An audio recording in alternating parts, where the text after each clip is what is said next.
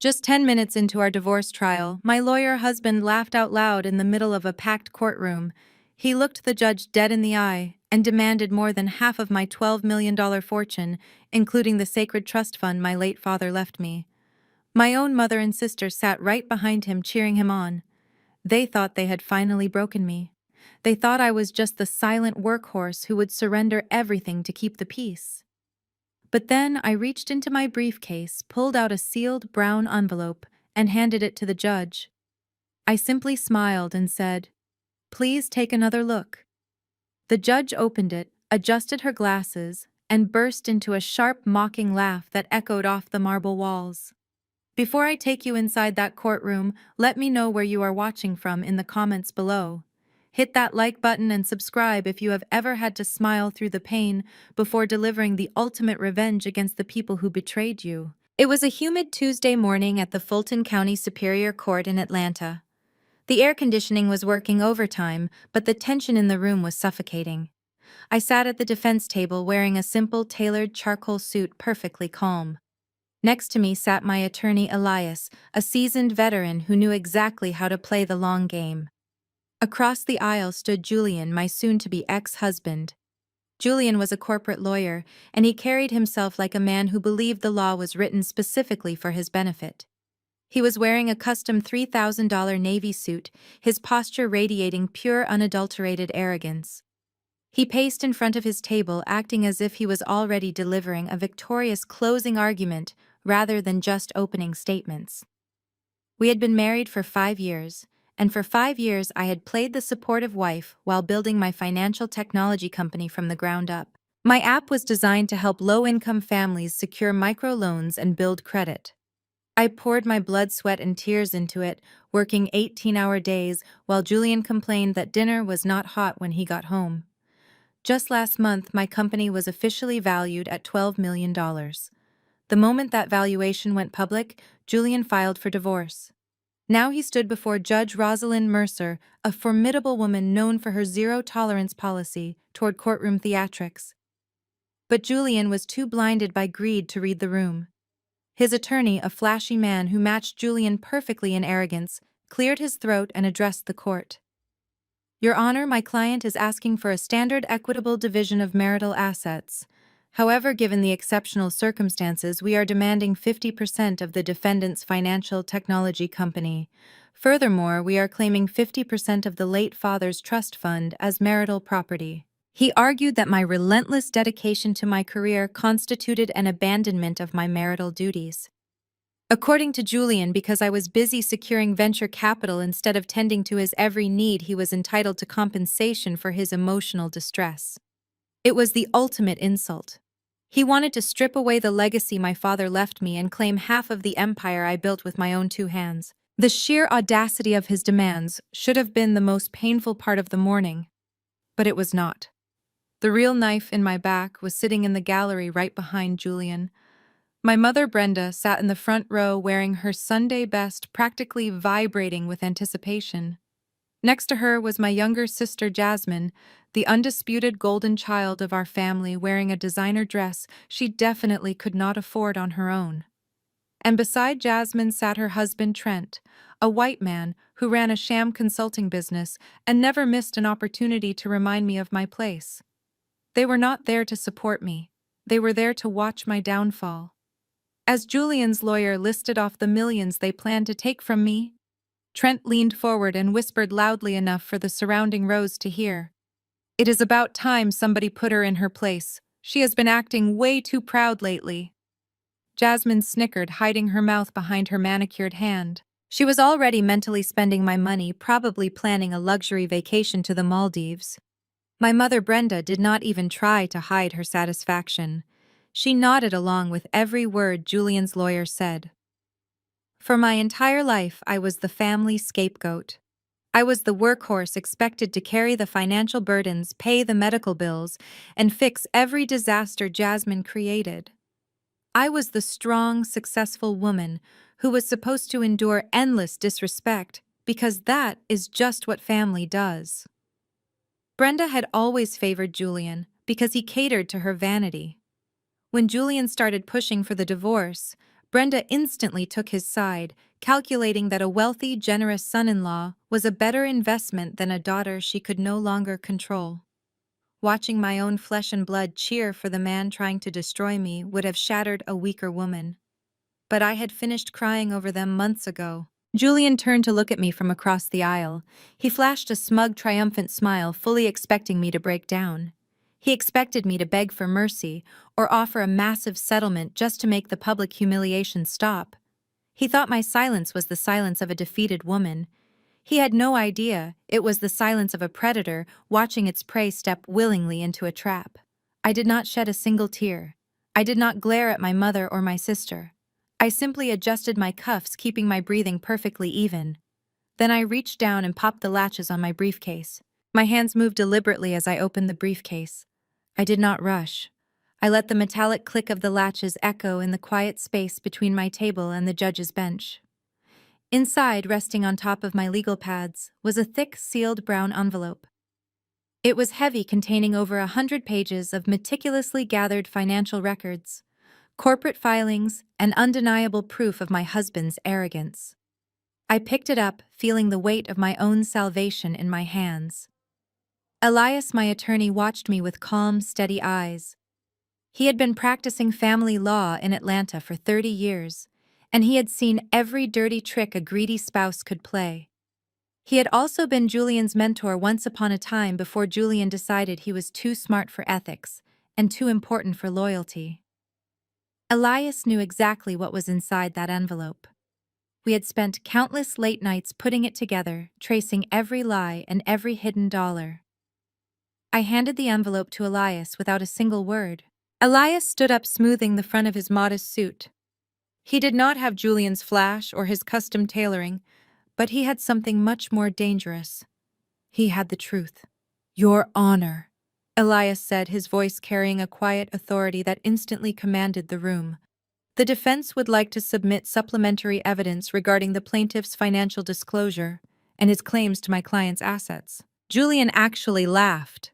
It was not a quiet chuckle, but an audible, dismissive sound that bounced off the wood-paneled walls. He leaned over to his attorney but spoke loud enough for the first few rows of the gallery to hear. "She is probably submitting fake therapy bills to gain sympathy. She always plays the victim when she does not get her way." In the gallery behind him, I heard my sister Jasmine let out a soft snort of agreement.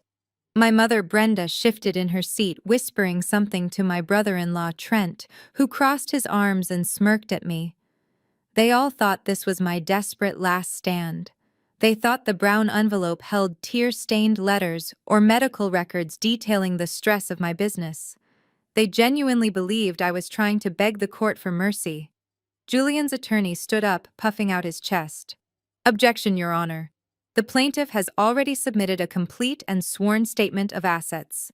Any last-minute emotional appeals by the defense are highly irregular and irrelevant to the division of the technology company and the trust fund." Judge Rosalind Mercer did not even look at Julian's attorney. She kept her eyes fixed on Elias, who was patiently holding the envelope out toward the bench. Judge Mercer was a legend in the Fulton County Courthouse. She was a black woman in her 60s who had fought her way to the bench through decades of dealing with arrogant men exactly like Julian. She had a reputation for possessing a flawless lie detector and a distinct lack of patience for lawyers who tried to make a mockery of her courtroom. "I will allow it, Judge," Mercer said, her voice flat and bored. "Bring it here, Mr. Elias." Elias walked forward and handed the thick package to the bailiff, who passed it up to the judge.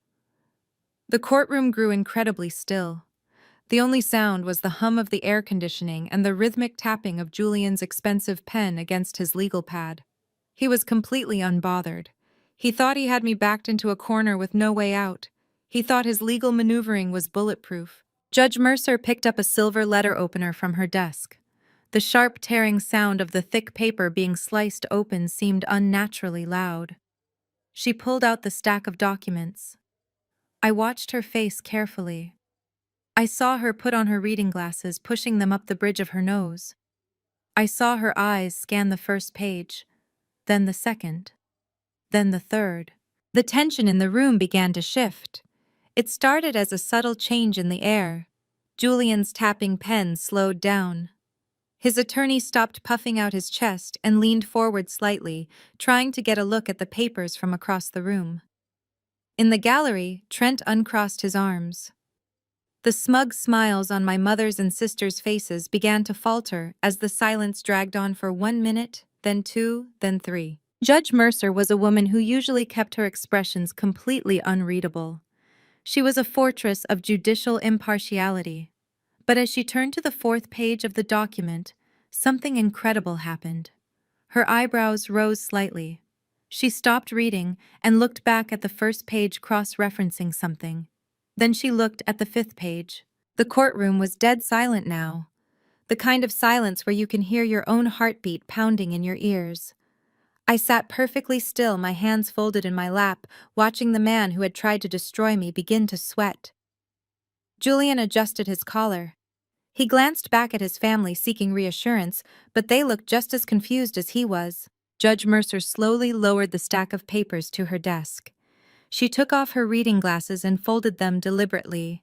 She folded her hands together and leaned forward, staring a hole straight through Julian. The air in the room felt heavy, charged with an electric anticipation. And then Judge Mercer laughed. It was not a polite chuckle. It was a sharp, genuine laugh that cut through the silence like a knife. It was the sound of absolute disbelief mixed with dark amusement. It was the kind of laugh that immediately tells a courtroom that someone has made a fatal, catastrophic mistake. Julian's face went pale. His attorney looked terrified. Judge Mercer stopped laughing, but the amusement remained in her sharp eyes, turning them cold and deadly.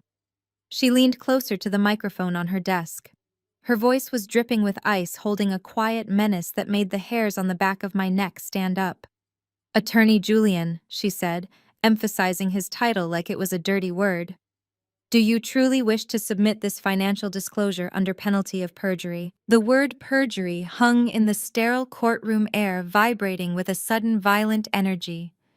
It was the same word that had been echoing in my mind for the last 6 months, ever since the day the blinders finally fell off.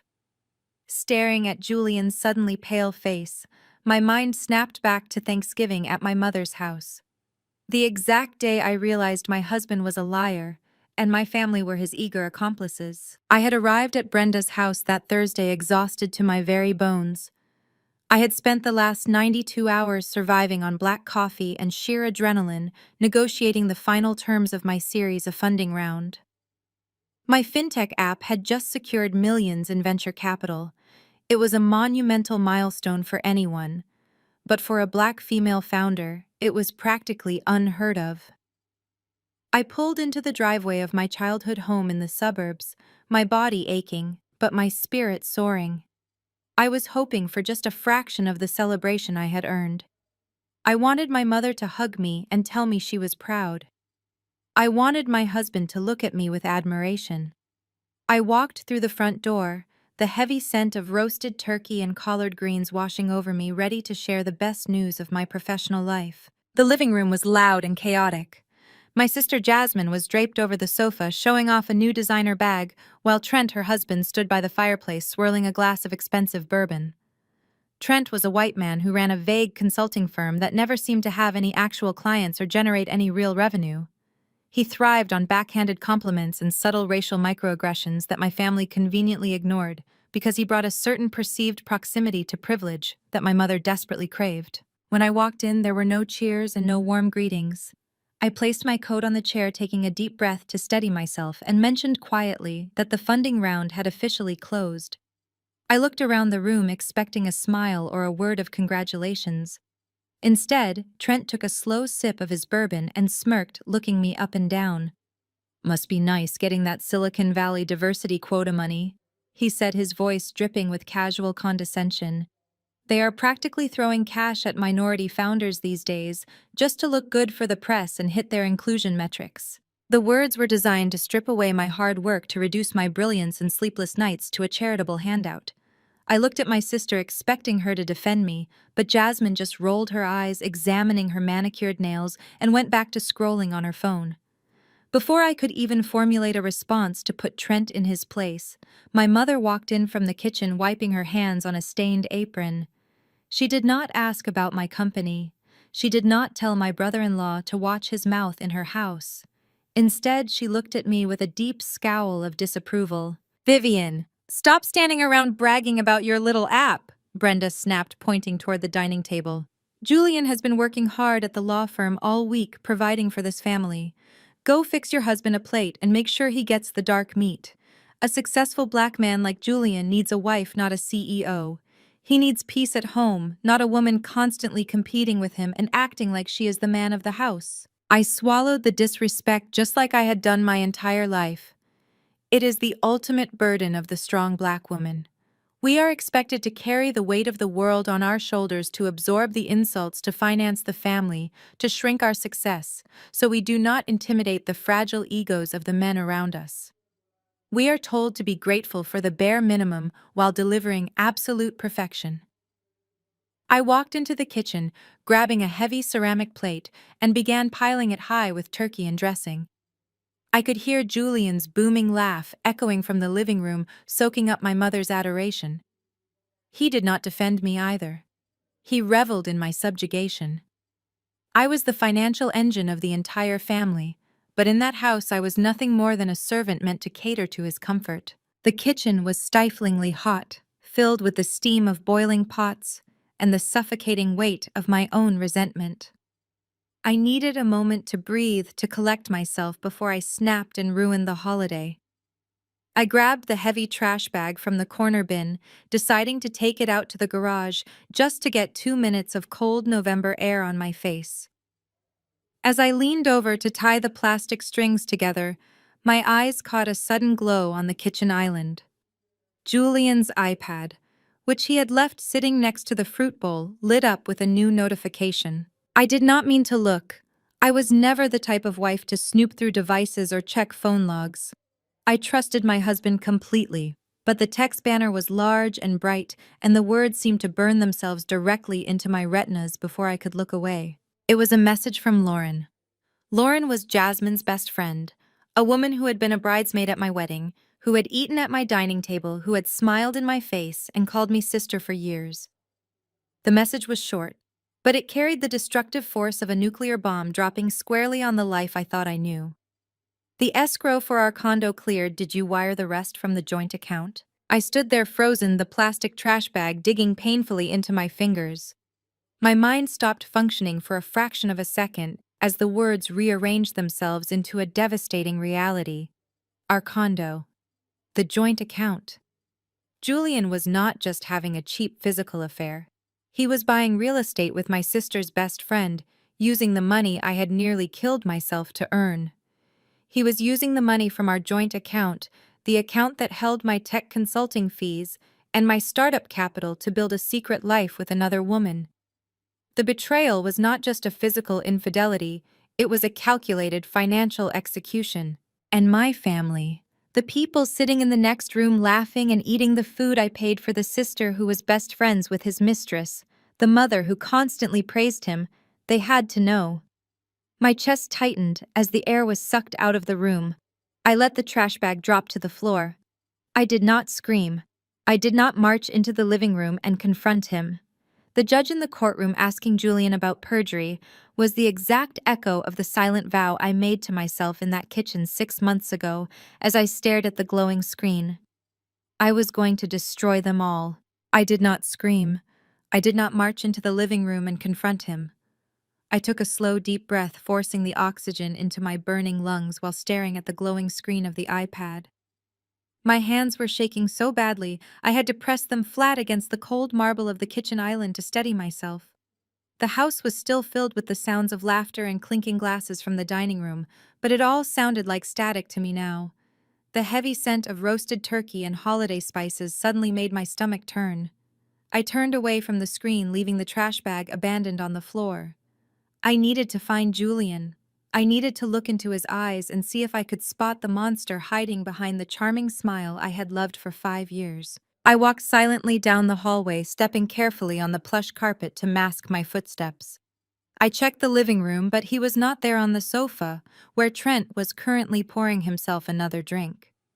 I checked the guest bathroom, but the door was wide open and empty. As I crept closer to the back of the house near the large walk-in pantry, I heard the low murmur of hushed voices. I pressed my back against the hallway wall, holding my breath. It was Julian and my sister Jasmine. And then I heard my mother Brenda's voice joining them.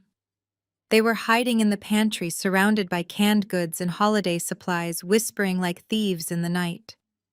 The very people who were supposed to be my safe haven were huddled together in the dark. "I cannot keep stalling the credit card companies," Julian Jasmine was saying, her voice tight with a pathetic, familiar panic. "Trent maxed out the platinum card again for that stupid consulting retreat, and they are threatening to put a lien on our cars. You promised you would help us out this month. You know Mom cannot cover the mortgage if we default on the cars." "Relax, Jasmine," Julian replied, his tone dripping with that smooth, arrogant confidence he usually reserved for his corporate clients or the courtroom. "I told you I have it handled. Vivian's app is taking off faster than we thought. That series of funding just closed today, and her valuation is through the roof. You just need to hold off the creditors a little longer.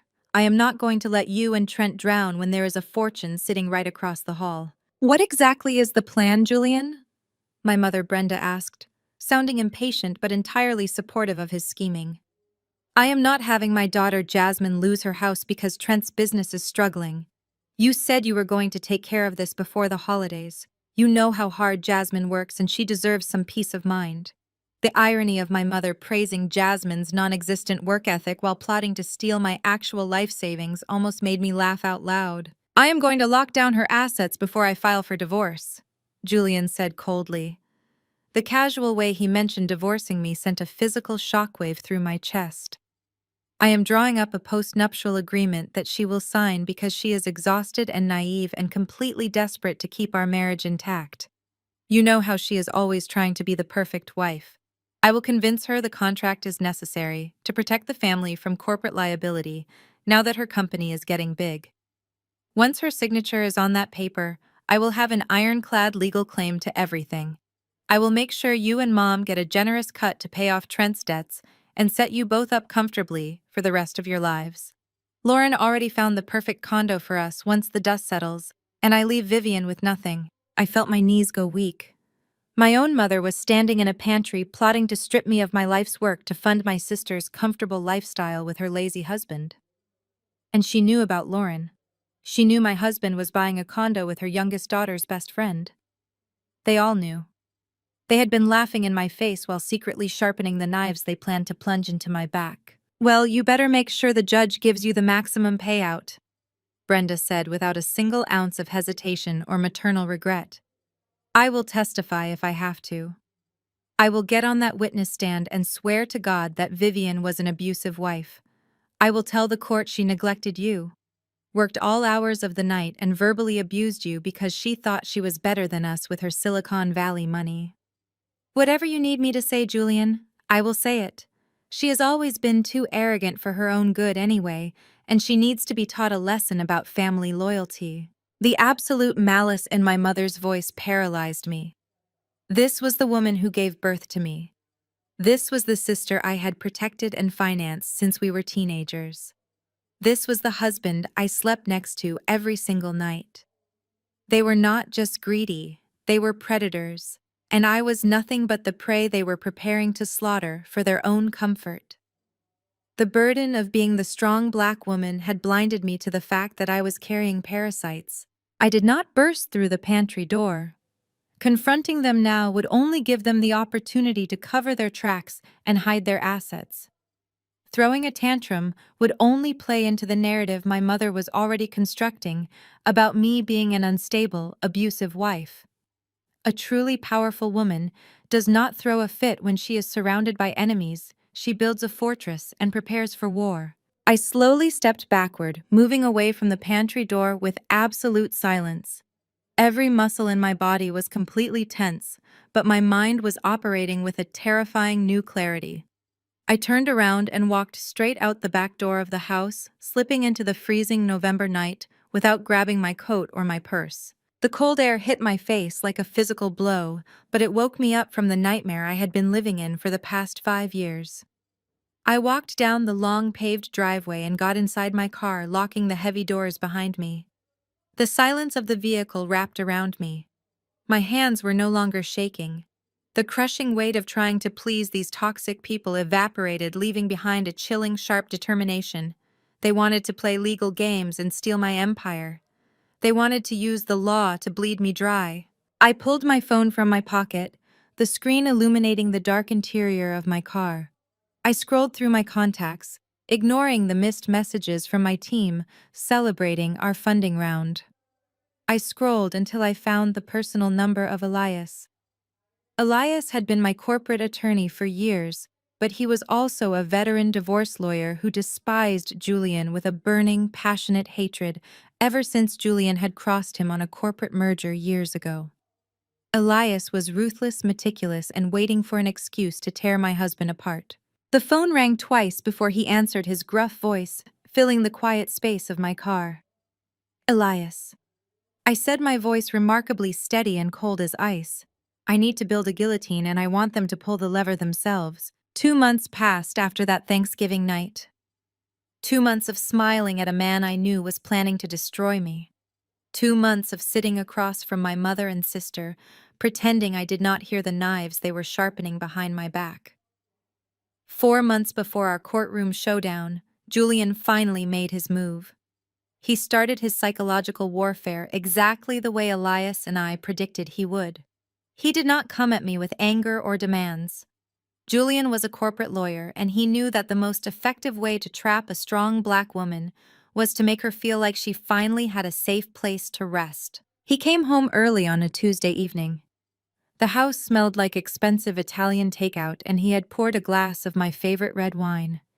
He loosened his silk tie and rolled up his sleeves, playing the part of the devoted, hard-working husband who just wanted to care for his exhausted wife. I walked through the door, dropping my keys on the counter, carrying the heavy burden of my company on my shoulders. Or at least, that is exactly what I let him see. I slumped my shoulders, purposely letting the exhaustion show on my face. Julian guided me to the living room sofa, handing me the wine. He rubbed my shoulders, his hands pressing into my muscles with a feigned gentleness that made my skin crawl. "You are working too hard, Vivian," he murmured, his voice smooth and dripping with fake concern. "I worry about you. This new funding round is incredible, but it puts a massive target on your back. The tech world is ruthless, and I see founders get sued every single day. One data breach, one disgruntled investor, one regulatory slip-up, and they could come after everything we own." I took a slow sip of the wine, looking down at my hands. I let my voice tremble just a little. "What do you mean, Julian?" I asked, playing the naive tech founder who did not understand the law. "I have corporate insurance. They cannot touch our personal assets." He sighed, a heavy, patronizing sound designed to make me feel small and unprotected. "Corporate veils get pierced all the time, Vivian," he said, moving to sit beside me. "Plaintiff attorneys are sharks. If your app faces a class action lawsuit, they will try to liquidate our house, our savings, everything I have worked for at the firm, and everything you are trying to build. I cannot let them do that to us. I cannot let them hurt you." He reached into his leather briefcase, sitting by the coffee table, and pulled out a thick stack of legal paper. He set it gently on my lap. "I have been consulting with some senior partners at my firm." Julian lied smoothly. "We drafted a post-nuptial agreement. It is a standard asset separation strategy. We legally divide our holdings so that if your company gets sued, my assets and my investments are completely shielded from the fallout. And more importantly, we structure your founder shares so that they fall under a joint protection umbrella that I can legally defend as your husband and legal counsel." I stared at the stack of paper. My heart beat in a slow, steady rhythm. Elias had warned me this was coming. Julian wanted to sever his own money completely, insulating the funds he was stealing to buy a condo with Lauren, while simultaneously wrapping his greedy fingers around the core equity of my $12 million app. I opened the document and skimmed the pages, pretending to be overwhelmed by the legal jargon. I did not need to read it closely to know it was a death warrant. The contract was heavily skewed. It dictated that all of his current and future investments were his sole separate property. Meanwhile, it gave him a massive controlling stake in my fintech company under the guise of legal stewardship. It was brilliant in its cruelty. "This looks so complicated," I whispered, letting my voice crack. My hands shook holding the paper. I looked up at him, widening my eyes to show pure, unfiltered panic. "Are we really in that much danger, Julian? Is the company going to ruin us?" Julian wrapped his arm around me, pulling me against his chest. I could smell the faint trace of Lauren's perfume on his collar. I fought the urge to gag. "Hey, look at me," he said, his voice taking on that sickeningly sweet, reassuring tone. "I am a lawyer, Vivian. My entire job is protecting wealth. You are a brilliant software developer, but you do not know how vicious the courts can be. You focus on your code and your team. Let me carry this burden for you. Sign the agreement and I promise no one will ever be able to take what we have." It took everything in me not to laugh in his face. He was so deeply arrogant, so convinced of his own superior intellect, that he truly believed I was nothing more than a stressed-out woman, desperate for a man to save her. He believed his gaslighting was working perfectly. I forced tears into my eyes, letting them well up and spill over my lashes. I let out a broken little sob, leaning my head against his chest. I let him feel my manufactured weakness. "Whatever you think is best to protect us." "Julian," I cried, my voice muffled against his expensive shirt. "I trust you. I just want us to be safe." I felt his chest expand as he took a deep breath, his ego swelling to massive proportions. He stroked my hair, completely blind to the trap closing around him. He thought he had successfully manipulated the strong, independent black woman into signing away her empire. He had no idea that the post-nuptial agreement he just handed me was the exact weapon Elias and I needed to legally separate his assets before we executed the final killing blow. The very next morning, the sun was pouring through the floor-to-ceiling windows of my corner office in downtown Atlanta. I was sitting at my glass desk, looking out over the city skyline, feeling a strange sense of peace. Julian's post-nuptial agreement was sitting in my briefcase, ready to be weaponized.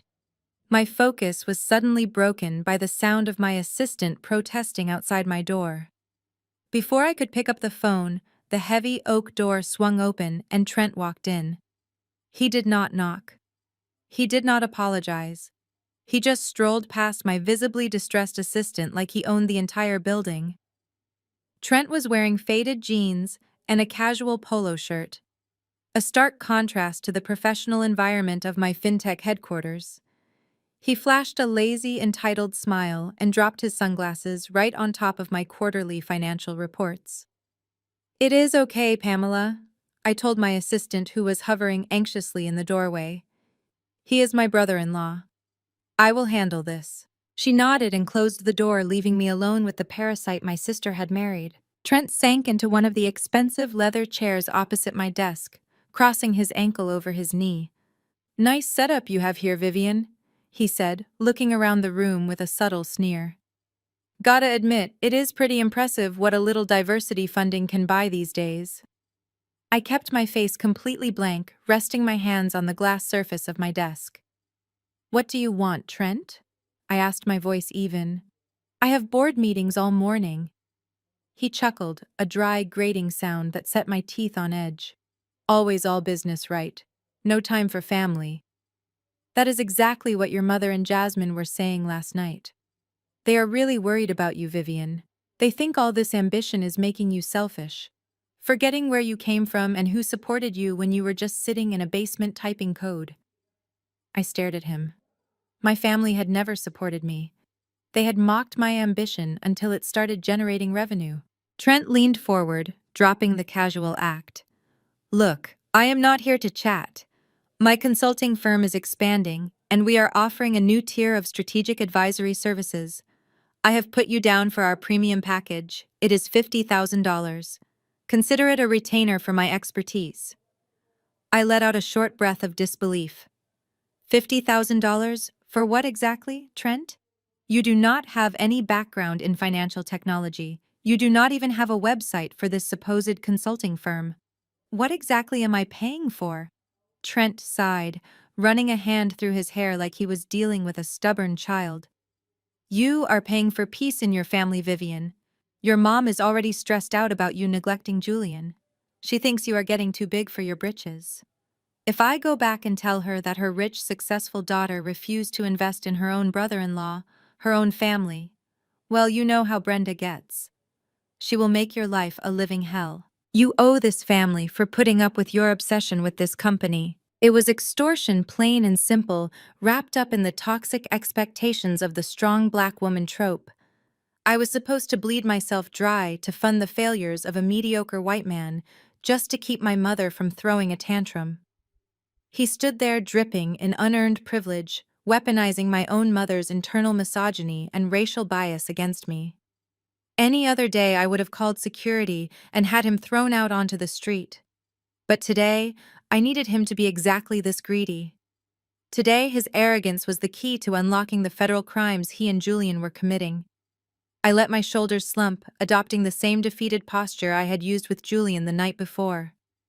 "Fine," I said softly, looking away, as if he had successfully shamed me. "I will write you the check. But my accounting department is incredibly strict now that we have venture capital backing. I cannot just write a personal check for $50,000. It has to be a vendor payment to your business account." Trent's eyes lit up with pure, unadulterated greed. He thought he had completely dominated the room. He thought his manipulative threats had broken my spirit. "That works for me," he said, pulling a business card out of his wallet and tossing it onto my desk. "Make it payable to Apex Strategic Solutions, LLC, and make sure you note that it is for corporate advisory services." "I need the exact routing and account numbers for the wire transfer," I told him, pulling a corporate checkbook from my drawer. "For tax purposes. The IRS is very particular about large vendor payouts. I do not want either of us getting audited." Trent laughed, a sharp barking sound. "Do not worry about my taxes, Vivian. Julian set up the LLC structure for me. It is bulletproof. Just send the money to the account written on the back of that card." I flipped the card over. There, in Trent's messy handwriting, were the exact routing and account numbers Elias and I had been searching for. The shadow account where Julian was funneling our marital assets. I picked up my pen and wrote out a corporate check for $50,000. Every stroke of the pen felt like a physical victory. I was buying the nails for their coffins. I tore the check from the book and slid it across the glass desk. Trent snatched it up, examining the signature with a satisfied smirk. He folded it and slid it into his pocket, standing up from the leather chair. "Good doing business with you, Vivian," he said, walking toward the door. "Try to make it to Sunday dinner this week. Your mom wants to see if you still remember how to cook for your husband." The heavy oak door clicked shut behind him. I did not move for several seconds, listening to the sound of his footsteps fading down the carpeted hallway. The silence in my office returned, but it was no longer heavy. It felt charged and electric. Behind me, the discreet door that led to my private adjoining conference room slowly clicked open. Elias stepped out holding a legal pad and a pen. His face was completely impassive, but his eyes were sharp and focused. He walked over to my desk, looking at the spot where Trent had been sitting just moments before. "You have the routing numbers?" Elias asked, his voice a low, gravelly whisper. I picked up the business card Trent had left behind and handed it across the desk to my lawyer. I looked at the handwritten numbers that would soon bring down the federal government on my entire family. Track every penny, I said. Track every penny, I said to Elias as I watched him leave my office. That night, the atmosphere in my house was suffocatingly festive. Julian had invited my mother Brenda and my sister Jasmine over for dinner, under the guise of a casual family gathering. In reality, it was a victory lap. They were in the living room, popping a $200 bottle of champagne, laughing loudly enough for the sound to carry all the way down the hall to my home office. Julian was celebrating his own genius legal maneuvering. He had handed me the final printed copy of the post-nuptial agreement earlier that evening, with a sad, sympathetic look on his face, telling me to take my time reading it over. He told my mother and sister that I was in my office crying over the stress of my business and coming to terms with the contract. They were out there toasting to my supposed breakdown, to the millions of dollars they thought they were about to legally steal from me. I could hear the clinking of their crystal glasses and Jasmine's high-pitched giggle as Julian poured another round. I was not crying. I sat at my heavy mahogany desk, the post-nuptial agreement, sitting untouched next to my keyboard. The glow of my computer monitors illuminated the dark room. I was not reading Julian's contract because I already knew exactly what it said. Elias and I had analyzed a digital copy he had managed to secure days ago. Instead, I was logged into my corporate registry portal and the private banking interface for the irrevocable trust left to me by my late father. My father was the only person in my family who ever truly saw my worth. Before he passed away, he set up this trust knowing that my mother, Brenda, was terrible with money and that I would need protection. He had explicitly structured it as an irrevocable trust, which meant that under United States law, the assets held within it were completely shielded from marital property divisions. A spouse cannot touch an irrevocable trust in a divorce. It is a legal fortress. Julian was a brilliant lawyer, but his arrogance was his massive blind spot. He was so focused on locking down my future corporate earnings and protecting his own hidden offshore accounts that he never bothered to check the current ownership structure of my company. He assumed because I was the founder that the shares were held in my personal name. He assumed I was just a naive tech developer who did not understand asset management. My fingers flew across the keyboard. I was executing a flawless legal counterstrike right under his nose while he drank champagne 50 feet away. Using my unilateral authority as the sole founder and majority shareholder, I began the transfer process. I took the core intellectual property of the fintech app, the algorithms, the patents, the proprietary data structures, and transferred absolute ownership into my father's irrevocable trust. Then, I moved all of my founder shares, the exact shares that gave the company its $12 million valuation, out of my personal portfolio and directly into the trust. The progress bar on my screen slowly filled from left to right. Each percentage point felt like a heavy chain falling off my shoulders. I thought about all the years I had spent carrying the financial burden of my mother and my sister. I thought about the thousands of dollars I had given them, the cars I had helped pay off, the medical bills I had covered just to be treated like an inconvenience. I thought about Julian sleeping in my bed while funneling my hard-earned money to my sister's best friend. They thought they were stripping me to the bone. They thought they were leaving me with nothing but the clothes on my back. The screen flashed green, indicating the transfer was successful and legally binding. It was done. I was no longer the owner of my own company. My father's trust was the owner, and I was simply an employee of that trust. I let out a long breath, leaning back in my leather chair. My father was still protecting me from the grave, wrapping his arms around my life to shield me from the vultures in the living room. I picked up the heavy silver pen from my desk and finally pulled Julian's postnuptial agreement toward me. I flipped to the very last page.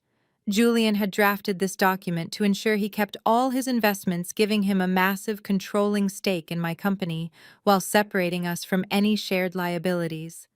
But in his boilerplate legal language, he had included a standard clause stating that any pre-existing trust assets belonging to either party could not be touched or divided in the event of a divorce. He put that clause in there to protect himself and to sound perfectly fair on paper. He just legally agreed that trust assets cannot be touched. I signed my name on the dotted line, my signature bold and clear.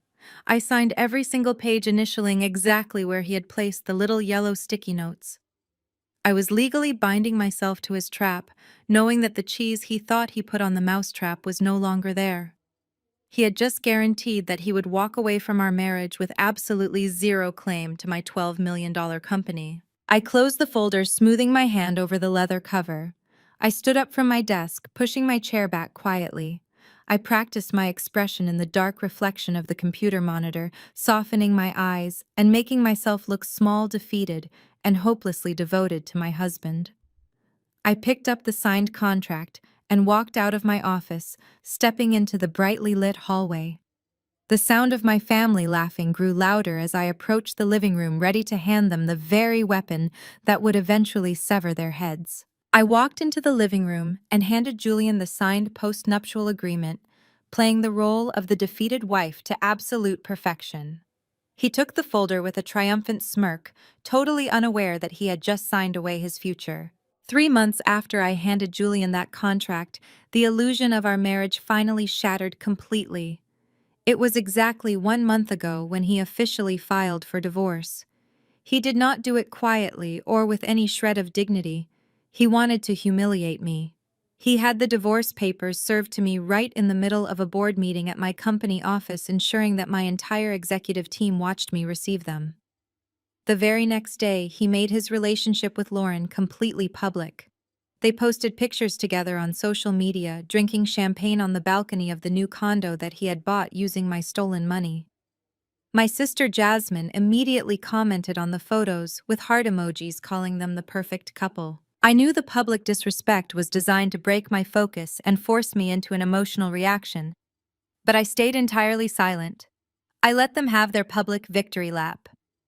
What I did not expect was the invasion of my own home. It was a Tuesday afternoon, and I had left the office a few hours early because I was feeling a migraine coming on.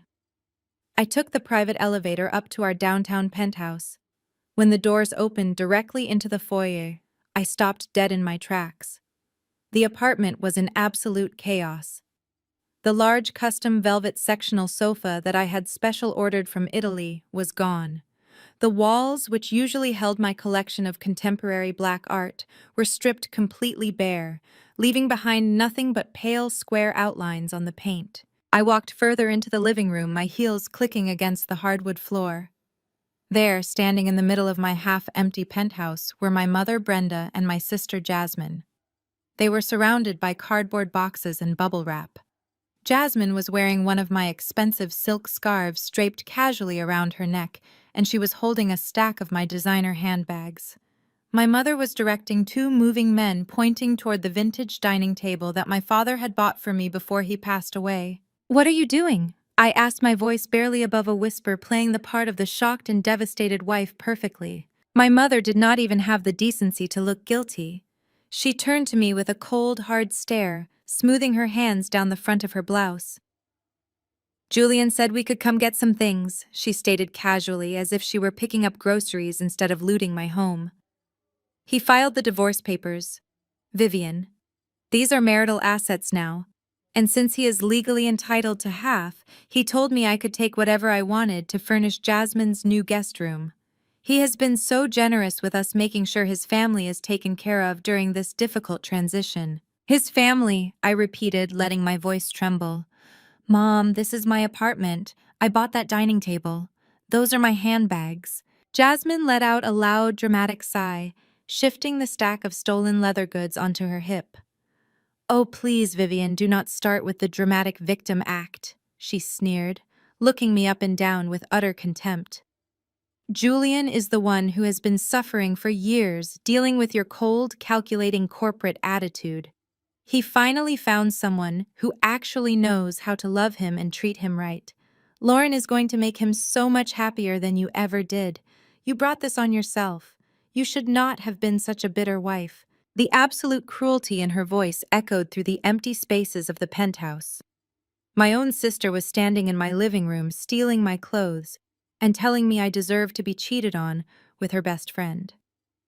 My mother was stealing the last piece of furniture my dead father had given me, specifically to punish me for not being submissive enough to a man who was robbing me blind. Any normal person would have lost their mind. Any normal person would have pulled out their phone and dialed 911 to report a robbery in progress. I could have had them both arrested for theft and trespassing right then and there. But Elias had told me to let them dig their own graves. If I called the police now, Julian would just claim it was a misunderstanding over marital property. It would be a messy domestic dispute that might slow down the divorce proceedings and give him time to look closer at my corporate filings. I needed him to stay arrogant, I needed him to believe that I was so broken, so completely crushed by his departure, that I could not even fight back. So I did not scream. I did not reach for my phone to call the police. I let my shoulders drop and I looked at the floor, forcing a single tear to escape and run down my cheek. I let them see me cry. I walked right past them. My head hung low and went into my master bedroom. Julian had already cleared out his closet, but my side was completely ransacked. Jasmine had clearly been through my jewelry boxes. I ignored the empty velvet display cases. I pulled a single medium-sized suitcase from the top shelf and quietly packed enough clothes to last me a few weeks. I packed my essential documents, my laptop, and the few remaining sentimental items they had not yet managed to steal. When I walked back out into the living room, pulling the single suitcase behind me, my mother and sister stopped talking. They watched me, their faces a mixture of triumph and fake pity. They thought they had won. They thought they had successfully driven the rich, arrogant CEO out of her own castle. "I am leaving," I whispered, my voice perfectly mimicking a woman who had simply given up. "Tell Julian he can have whatever is left." I did not wait for their response. I walked into the elevator and pressed the button for the lobby, letting the doors slide shut on their smug faces. I left the luxury penthouse behind and drove straight to a modest one-bedroom apartment I had rented under a corporate alias a week prior. It was small, basic, and completely anonymous. I unpacked my single suitcase in the quiet, empty room. I embraced the underdog persona entirely. I was going to let them think they had utterly broken me. I was going to let them strip the penthouse bare, let Julian flaunt his mistress, and let my family believe they had finally put the strong black woman in her place. I was going to let them feast on their fake victory, because I knew the slaughterhouse was waiting for them at the end of the month. The silence of my new, modest apartment was only broken by the constant buzzing of my phone. I sat on a cheap mattress on the floor, watching the screen light up over and over again. Jasmine and Trent had launched their digital offensive. They took to social media with the kind of coordinated smear campaign that only bored, entitled people have the time to orchestrate. They did not name me directly at first. They used the cowardly tactic of passive-aggressive posts overlaid on aesthetic backgrounds. Jasmine posted a picture of herself and Lauren, my husband's mistress, clinking mimosa glasses with a long caption about cutting out toxic family members who let money rot their souls. She wrote about how true family is about loyalty, and how some people forget where they came from the second they get a little taste of success.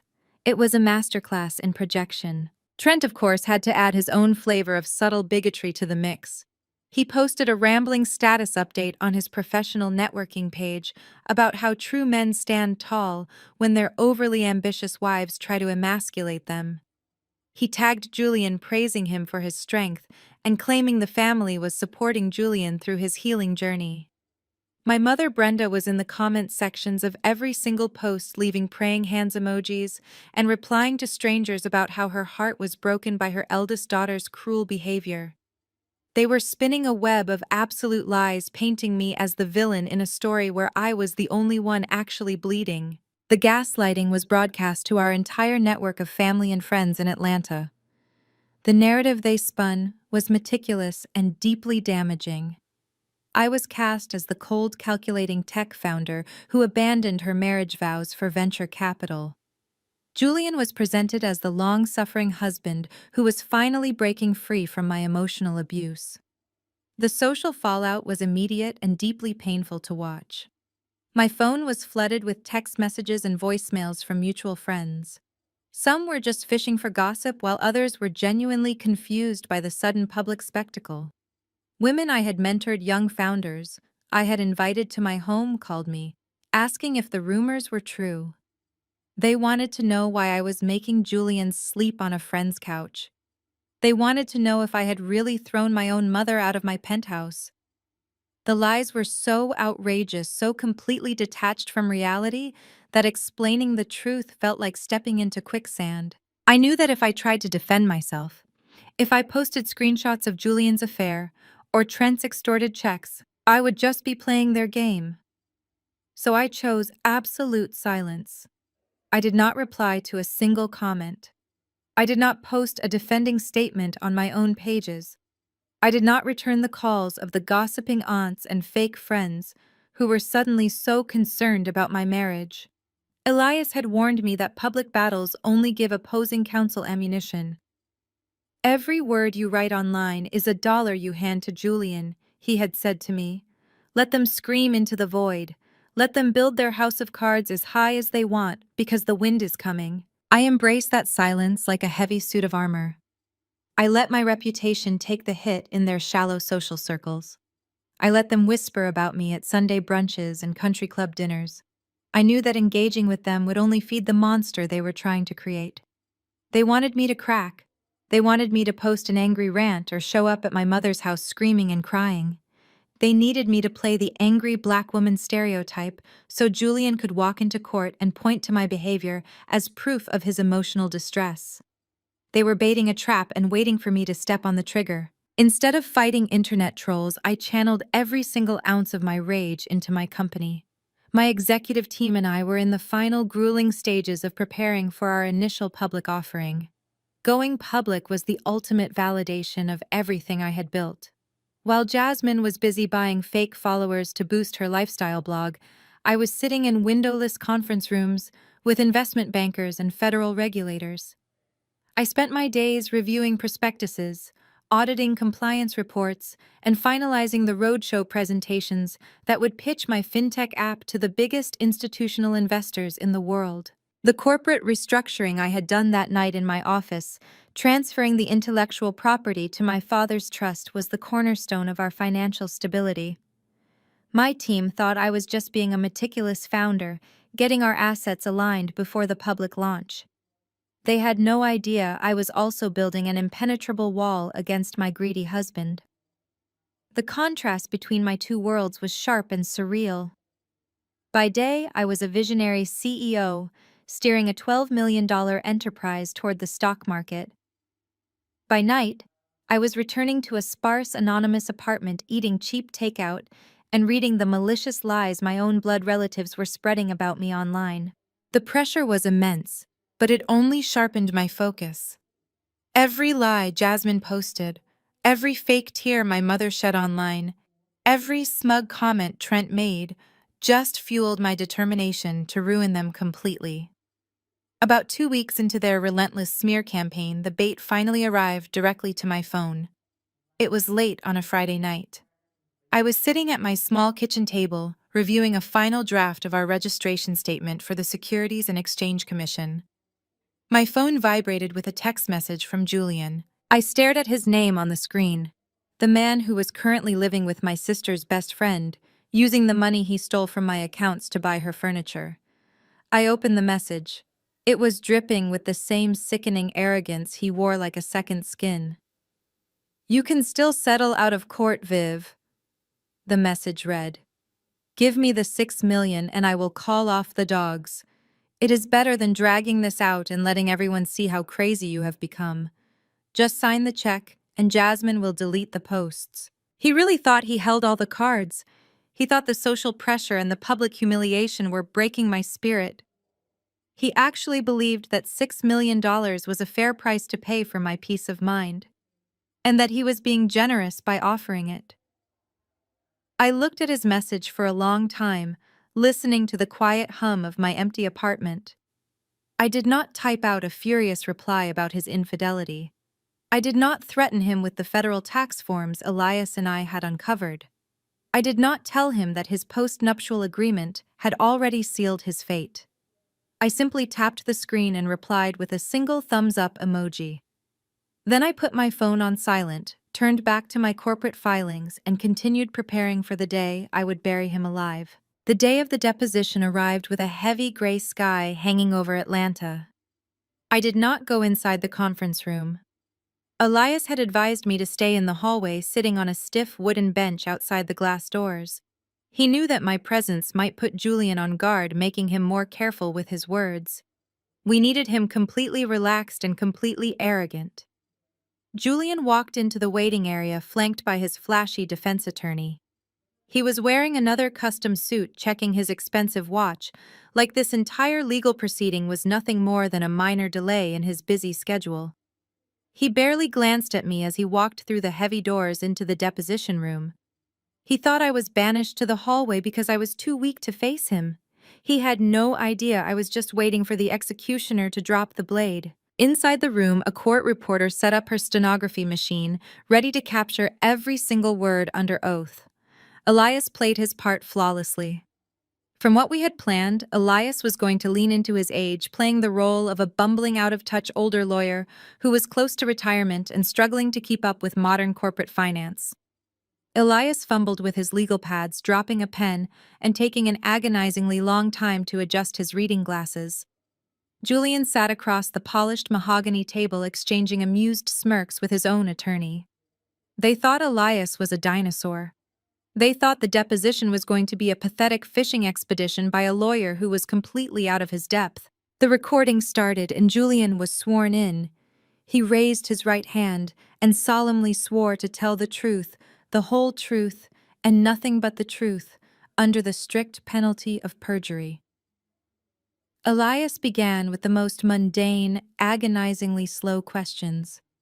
He asked about Julian's employment history, his basic salary structure, and his daily living expenses. Julian answered with clipped, condescending responses, treating Elias like a slow child who needed simple concepts explained to him over and over again. Julian leaned back in his leather chair, crossing his arms and practically yawning as Elias stumbled over financial terms, deliberately mispronouncing the names of basic accounting software. Then Elias slowly and methodically shifted the conversation toward the marital assets. He asked about the joint bank accounts and the standard household expenses. Julian confirmed the numbers effortlessly, still riding the high of his own perceived superiority. He was so focused on making sure his narrative of being the primary breadwinner sounded convincing that he completely missed the subtle shift in Elias' tone. Elias pushed his reading glasses down the bridge of his nose, shuffling through a stack of seemingly disorganized papers. He asked Julian about his future financial plans and whether he held any accounts outside of the primary banking institutions they had already discussed. Julian laughed, a short, breathy sound of pure confidence. He looked directly at the court reporter, making sure she captured his absolute certainty. He stated for the record that his only income derived exclusively from his salary at his law firm. He swore that he had zero alternative income streams. He claimed he possessed no other real estate assets, no hidden portfolios, and absolutely no separate corporate holdings. He was painting a picture of a transparent, honest man who was simply trying to secure his fair share of his ambitious wife's tech company. Elias nodded slowly, acting as if he was merely checking boxes on a standard form.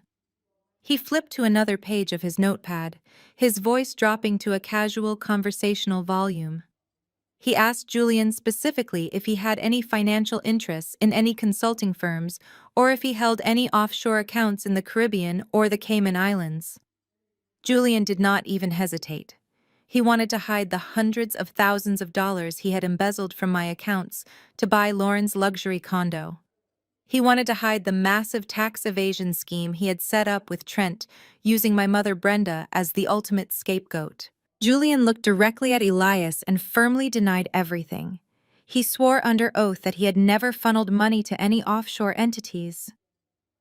He swore that he had no financial relationship with any consulting firms whatsoever. He stated with absolute unwavering confidence that every single dollar he owned was perfectly accounted for in the initial financial disclosures he had submitted to the court. He was so desperate to protect the stolen money that he willingly tied the noose around his own neck and stepped firmly onto the trapdoor. He had just committed federal perjury multiple times in a matter of minutes, and it was all perfectly captured on the legal record. The trap was sprung. Elias did not press him further. He did not pull out the wire transfer receipts or the routing numbers we had secured from Trent. He did not confront Julian with the evidence of his massive fraud.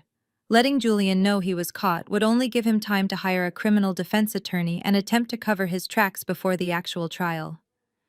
Elias simply let the silence stretch across the room, allowing Julian's perjury to solidify in the official transcript.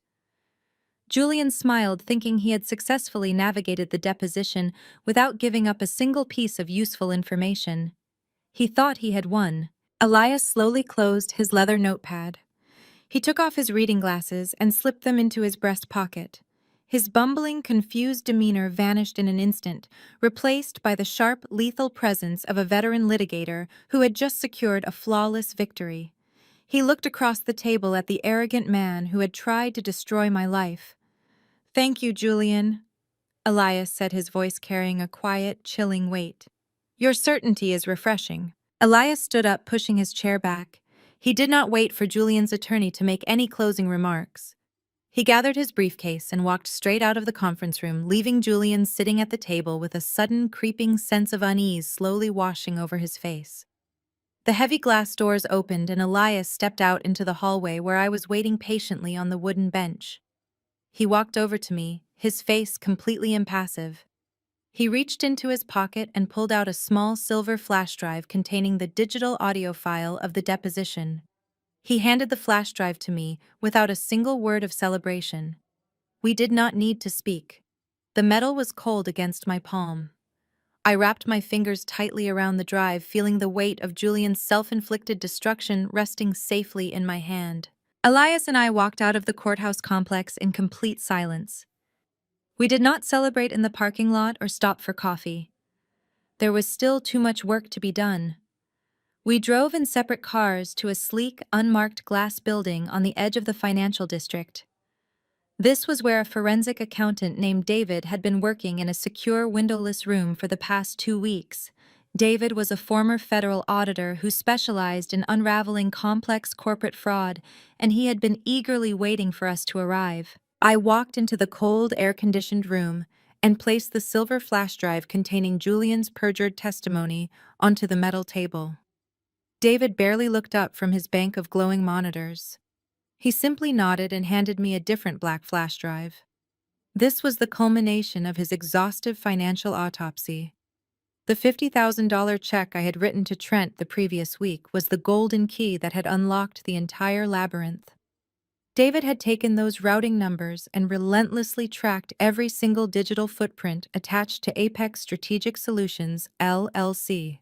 Elias pulled up a chair beside me as David projected his findings onto a large screen on the wall.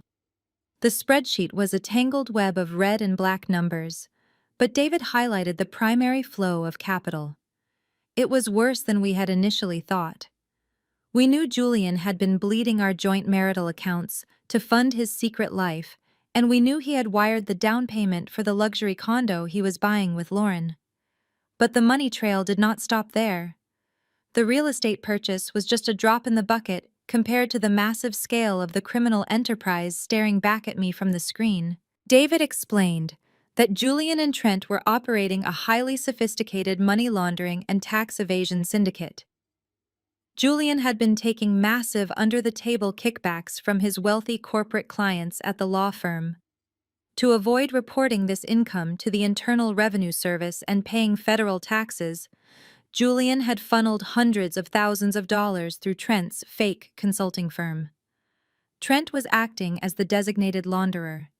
He would generate fake invoices for non-existent corporate advisory services, clean the dirty money through the LLC, take a hefty 20% cut to fund Jasmine's lavish designer lifestyle, and then filter the remaining clean money back into Julian's hidden offshore accounts in the Cayman Islands. It was a federal crime of massive proportions. They were defrauding the United States government on a staggering scale. Julian was a corporate attorney who understood exactly how severe the penalties for this kind of tax evasion were. The federal authorities do not play games with white-collar fraud. If the IRS ever audited Apex Strategic Solutions, the Department of Justice would hand down indictments, carrying decades in federal prison. Elias leaned forward, resting his elbows on the metal table. He asked David a very simple question. Who is the registered agent of the LLC? Julian and Trent were incredibly arrogant, but Elias knew they were not stupid enough to put their own names on the state registry documents for a fraudulent shell company. They needed a scapegoat. They needed a dummy director, a sacrificial lamb who would absorb the absolute full force of the federal indictment when the house of cards inevitably collapsed. David clicked a few buttons on his keyboard and brought up the official articles of incorporation filed with the state of Georgia. He enlarged the scanned PDF document, zooming in on the final page. My breath caught in my throat and the room seemed to lose all its oxygen. I stared at the screen. There on the digital document was the looping cursive handwriting I had known my entire life. It was the exact same signature that had signed my childhood permission slips and the birthday cards I used to keep in my nightstand. The primary registered agent and sole managing director of the illegal money laundering operation was Brenda, my mother. I sat back in my chair, feeling a cold, dark wave of realization wash over me. The absolute irony of the situation was almost suffocating. For the past 6 months, my mother had been conspiring with Julian to destroy my life. She had stood in my half-empty penthouse stealing the furniture my dead father had bought me. She had cheered for the man who was sleeping with my sister's best friend. She had posted on social media about how toxic I was and how proud she was to support Julian's healing journey. She thought she was part of the winning team. She believed that Julian was the wealthy, generous savior who was going to take care of her and Jasmine while leaving me with absolutely nothing. My mother had no idea that her beloved golden son-in-law and her favorite daughter's husband had legally positioned her to take the fall for a multi-million-dollar federal tax fraud scheme. They had used her blind loyalty and her greed against her. They probably handed her a stack of papers, told her it was just some routine tax documents for Trent's new business, and she signed them without reading a single word because she trusted the men in the family more than she ever trusted me. If the feds came knocking tomorrow, Julian and Trent would point the finger directly at her. They would walk away clean while an older black woman took the maximum sentence in a federal penitentiary. They set up their own mother as the ultimate shield. Elias looked at me, his eyes grave and quiet. He asked me what I wanted to do with this information. He told me that we had enough evidence right now to send all 3 of them to prison before the divorce trial even began. I looked back at my mother's signature on the screen, staring at the death warrant. She did not even know she had signed. She wanted to see me ruined. She wanted to watch me lose everything I had built. I did not feel a single drop of pity for her. I looked at Elias and told him to put the documents in a brown envelope. We were going to let Julian walk into court and demand half of my empire, and then we were going to drop the sky on their heads. The air in the courtroom felt so thin it was almost impossible to breathe as I snapped back to the present moment. Judge Rosalind Mercer was still staring down from the bench, the sharp echo of her genuine laughter slowly fading into the high, vaulted ceiling. Julian was standing at his table, his expensive custom suit suddenly looking like a cheap costume. He had walked into this trial expecting a coronation, expecting the court to hand him the keys to my $12 million fintech empire on a silver platter. My mother Brenda and my sister Jasmine were sitting directly behind him, their smug smiles frozen on their faces as they tried to understand why the judge was laughing at the man who was supposed to make them all rich. Judge Mercer placed the thick stack of papers back onto her heavy oak desk.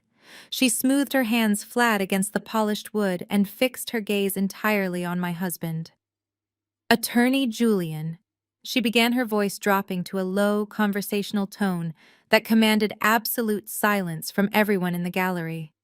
You submitted a highly detailed demand for 50% of your wife's corporate holdings. You also submitted a post-nuptial agreement that you claim dictates the precise separation of your marital assets. Julian puffed out his chest, straightening his silk tie. He believed he was in his element now. He thought the judge was simply verifying the brilliance of his legal maneuvering. Yes, Your Honor, he said, his voice projecting confidence and unearned authority. I personally drafted that post-nuptial agreement to protect both parties and ensure an equitable distribution of all future liabilities and holdings. It is an ironclad document. Judge Mercer nodded slowly, her expression giving absolutely nothing away. She flipped to the second page of the documents Elias had provided in the brown envelope. "You drafted this document yourself," she asked, her tone completely neutral. "You did not use outside counsel or a neutral third-party mediator to construct the terms of this asset division." Julian smiled a deeply arrogant smirk that made my stomach turn. He glanced back at my mother, who beamed at him with maternal pride. "That is correct, Your Honor," he boasted. "I am a senior corporate litigator. I handle complex asset protection for a living. I applied my professional expertise to safeguard my family." Judge Mercer leaned forward, resting her chin on her folded hands. "Then you should be intimately familiar with the exact wording of Section 4 of your own contract," she said. Julian nodded eagerly, completely oblivious to the trap clamping shut around his ankles. "Of course, Your Honor." Judge Mercer picked up the post-nuptial agreement. "Then allow me to read Section 4 into the official court record," she announced. "It states clearly and unambiguously that any and all assets held within a pre-existing, irrevocable trust belonging to either party are completely exempt from marital property division. It explicitly waives any future claims by either spouse to the contents of such trusts, regardless of when the assets were acquired or how much their valuation has increased during the marriage." Julian let out a short, breathy chuckle of relief. He looked across the aisle at Elias and then at me, shaking his head slightly, as if we were wasting the court's time. "Yes, Your Honor," he said, waving his hand dismissively. "I included that standard clause to protect a small trust fund my wife inherited from her late father. It contains a negligible amount of cash. We are not disputing the trust fund. We are petitioning for 50% of the founder's shares of her financial technology company." Elias sat perfectly still next to me, not moving a single muscle. I kept my eyes locked on Julian, watching the absolute pinnacle of his arrogance right before the freefall. Judge Mercer did not smile. She reached back into the brown envelope and pulled out a freshly printed stack of corporate filings featuring the unmistakable seal of the Securities and Exchange Commission. She held the papers up so the gallery could see the heavy black ink. "That brings us to the supplementary evidence submitted by defense counsel," Judge Mercer said, her voice slicing through the courtroom like a razor blade. "I am holding the updated SEC corporate registry and capitalization table for the financial technology company in question. This document was filed and legally executed exactly 1 hour before your wife signed your ironclad post-nuptial agreement 4 months ago." The courtroom was so quiet I could hear the soft rustle of the paper in the judge's hands. Julian's attorney suddenly sat up very straight, his eyes darting between his client and the bench. "According to these federal filings," Judge Mercer continued, pronouncing every single syllable with devastating clarity, "Vivian owns exactly 0 shares of this company in her personal name. She holds no equity, no founder shares, and no personal stake in the corporate entity you are trying to divide." Julian froze, his mouth slightly open. The color began to rapidly drain from his face, leaving his skin a sickly, pale gray. His attorney stood up half out of his chair, stammering, "Your Honor, that is impossible. My client verified her founder shares before drafting the agreement. She is the CEO. She is an employee of the company, Attorney Judge." Mercer snapped, silencing the man instantly. "Because according to these legally binding federal documents, 100% of the intellectual property, the patents, the algorithms, and the entire $12 million equity of this corporation were legally transferred into the exact irrevocable trust that your client specifically exempted in his own post-nuptial agreement." The words hung in the air, heavy and suffocating. Behind Julian, I heard my sister Jasmine let out a sharp gasp of confusion. My mother Brenda grabbed the wooden railing of the gallery barrier, her knuckles turning white as she tried to process what was happening. Trent simply sat there, staring blankly at the back of Julian's head. Julian gripped the edge of his table, his knuckles shaking violently. He looked at me, his eyes wide with a sudden, terrifying realization. He finally understood what I had done in the dark quiet of my home office while he was drinking champagne and plotting my ruin. He realized that the naive, exhausted wife he thought he had manipulated had actually handed him a loaded gun and watched him point it directly at his own head. He tried to speak, but only a strangled wheezing sound came out of his throat. He looked back up at the judge, his perfect facade crumbling into absolute panic. "Your Honor," he choked out. "Your Honor, she cannot do that. She hid the transfer. She committed fraud." Judge Mercer slammed her hand flat against the desk, the sound echoing like a gunshot. "She did not commit fraud. Mr. Julian," she stated, her voice booming with absolute finality. "She simply signed the legally binding contract that you proudly admitted to drafting yourself. You insulated her trust fund, and she put her empire inside it. The documents are flawless. The transfer was legal, and your own contract forbids you from challenging it." Judge Mercer looked down at the man who had tried to use the law to bleed me dry. Her eyes were devoid of any sympathy. "You overplayed your hand, counselor," she said coldly. "You get nothing." Julian collapsed backward into his heavy wooden chair, all the strength completely vanishing from his legs. The $12 million payday he had promised his mistress, the fortune he had guaranteed my greedy family, the massive payout he thought he had secured, was entirely gone, reduced to nothing but ash by his own signature. But the financial execution was only the beginning, and Elias was already standing up ready to deliver the final lethal blow. Julian's lawyer jumped up from his chair, knocking a heavy legal textbook onto the floor. His voice cracked as he tried to formulate an objection, stammering loudly about hidden documents and unfair surprises. He waved his hands frantically, trying to stop the momentum of the trial, but it was like trying to stop a runaway freight train with a single piece of paper. The courtroom gallery behind us broke into absolute chaos. My mother Brenda let out a loud, dramatic gasp, leaning her body entirely over the wooden barrier. She had come to this courthouse fully expecting to watch me lose everything I had ever worked for, and now the sheer confusion on her face was almost pitiful to witness. Jasmine started frantically whispering to Trent, whose face had suddenly become very slick with sweat.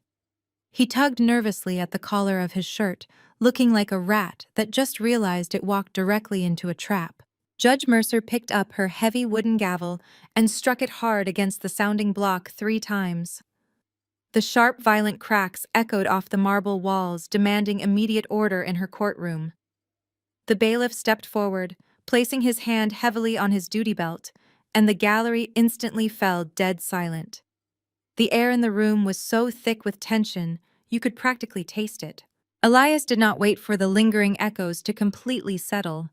He stood tall and buttoned his suit jacket, looking entirely unbothered by the panic erupting across the aisle.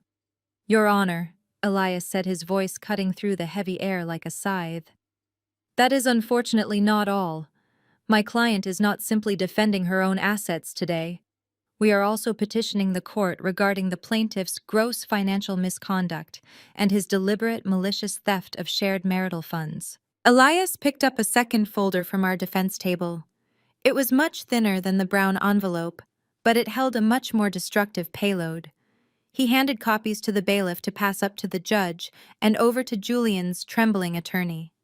"Your Honor, we have submitted official Internal Revenue Service 1099 forms, along with certified wire transfer receipts from the past 6 months." Elias continued pacing slowly in front of the bench.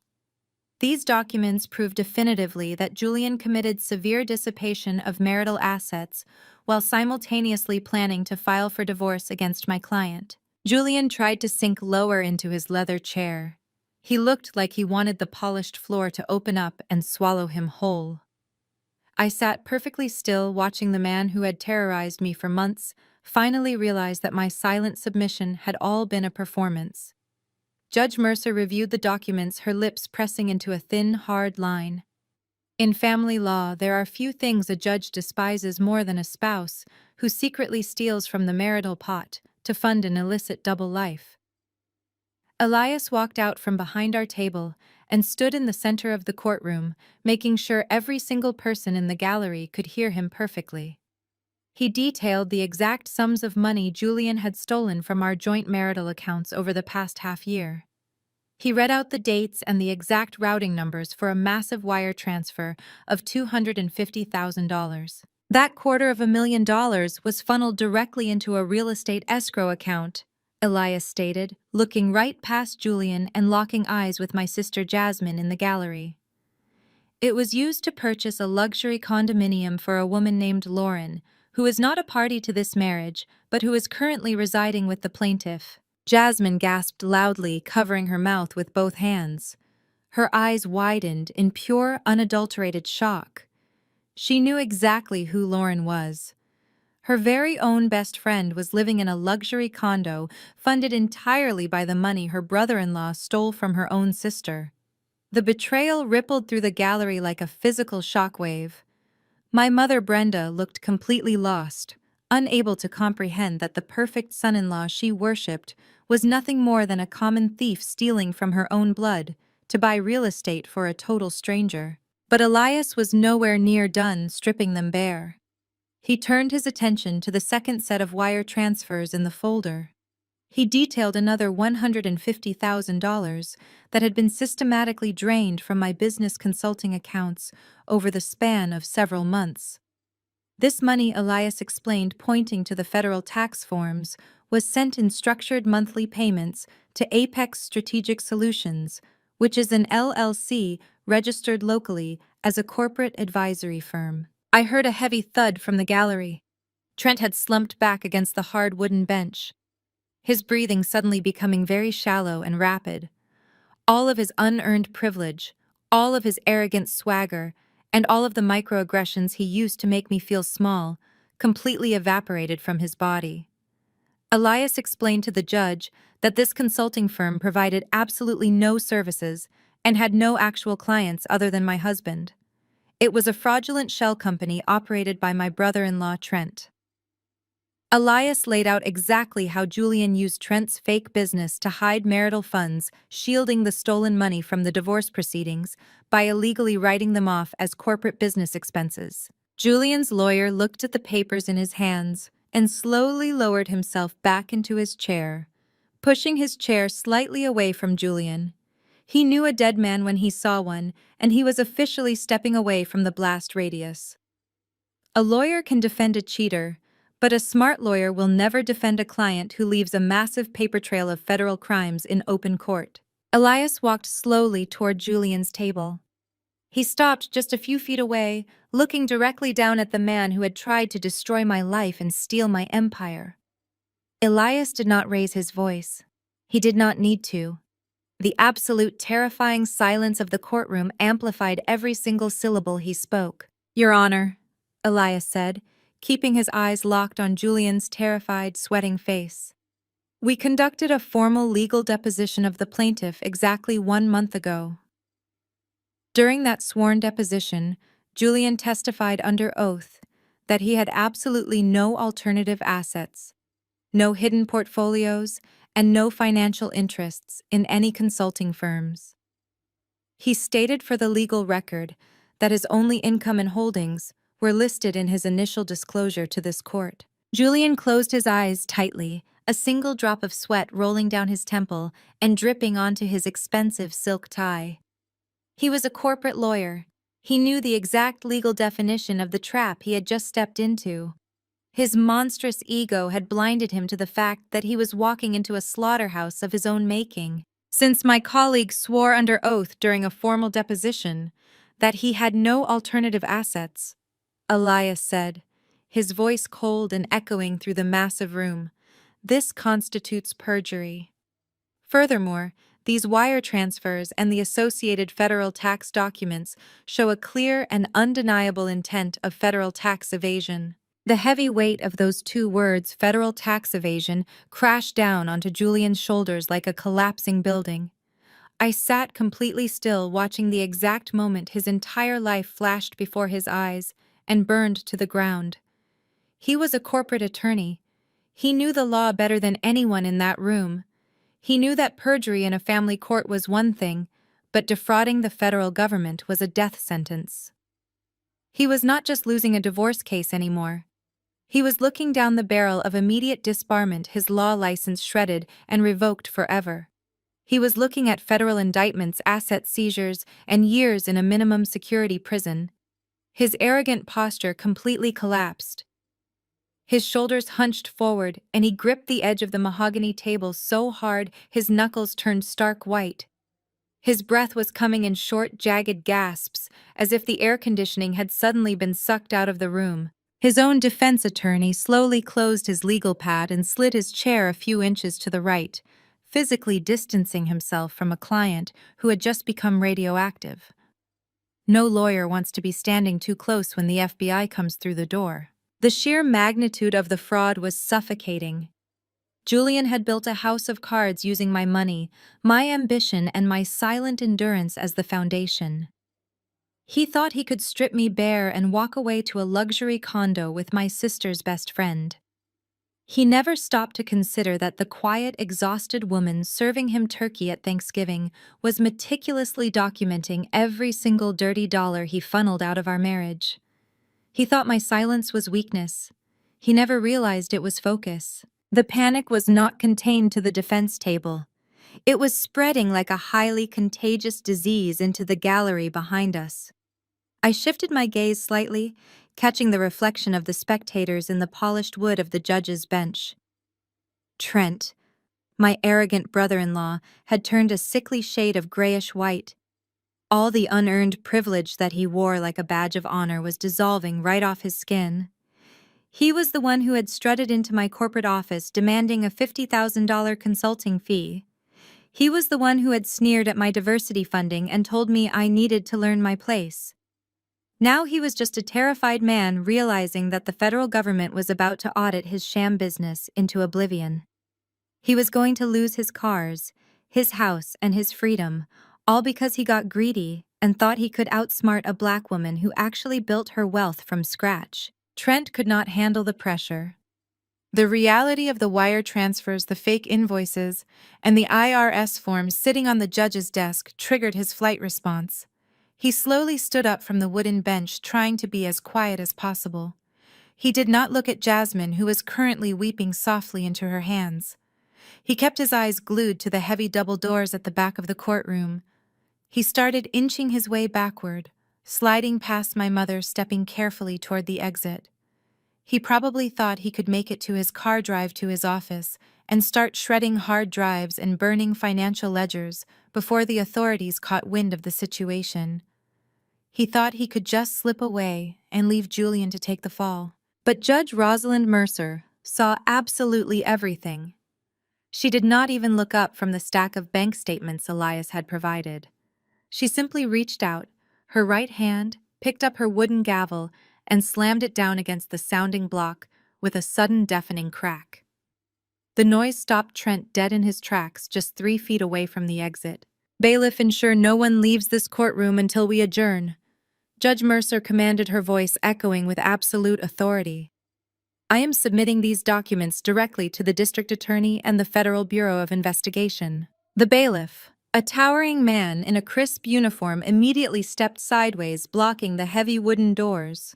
He rested his hand casually on his utility belt, staring Trent down with a look that dared him to take one more step.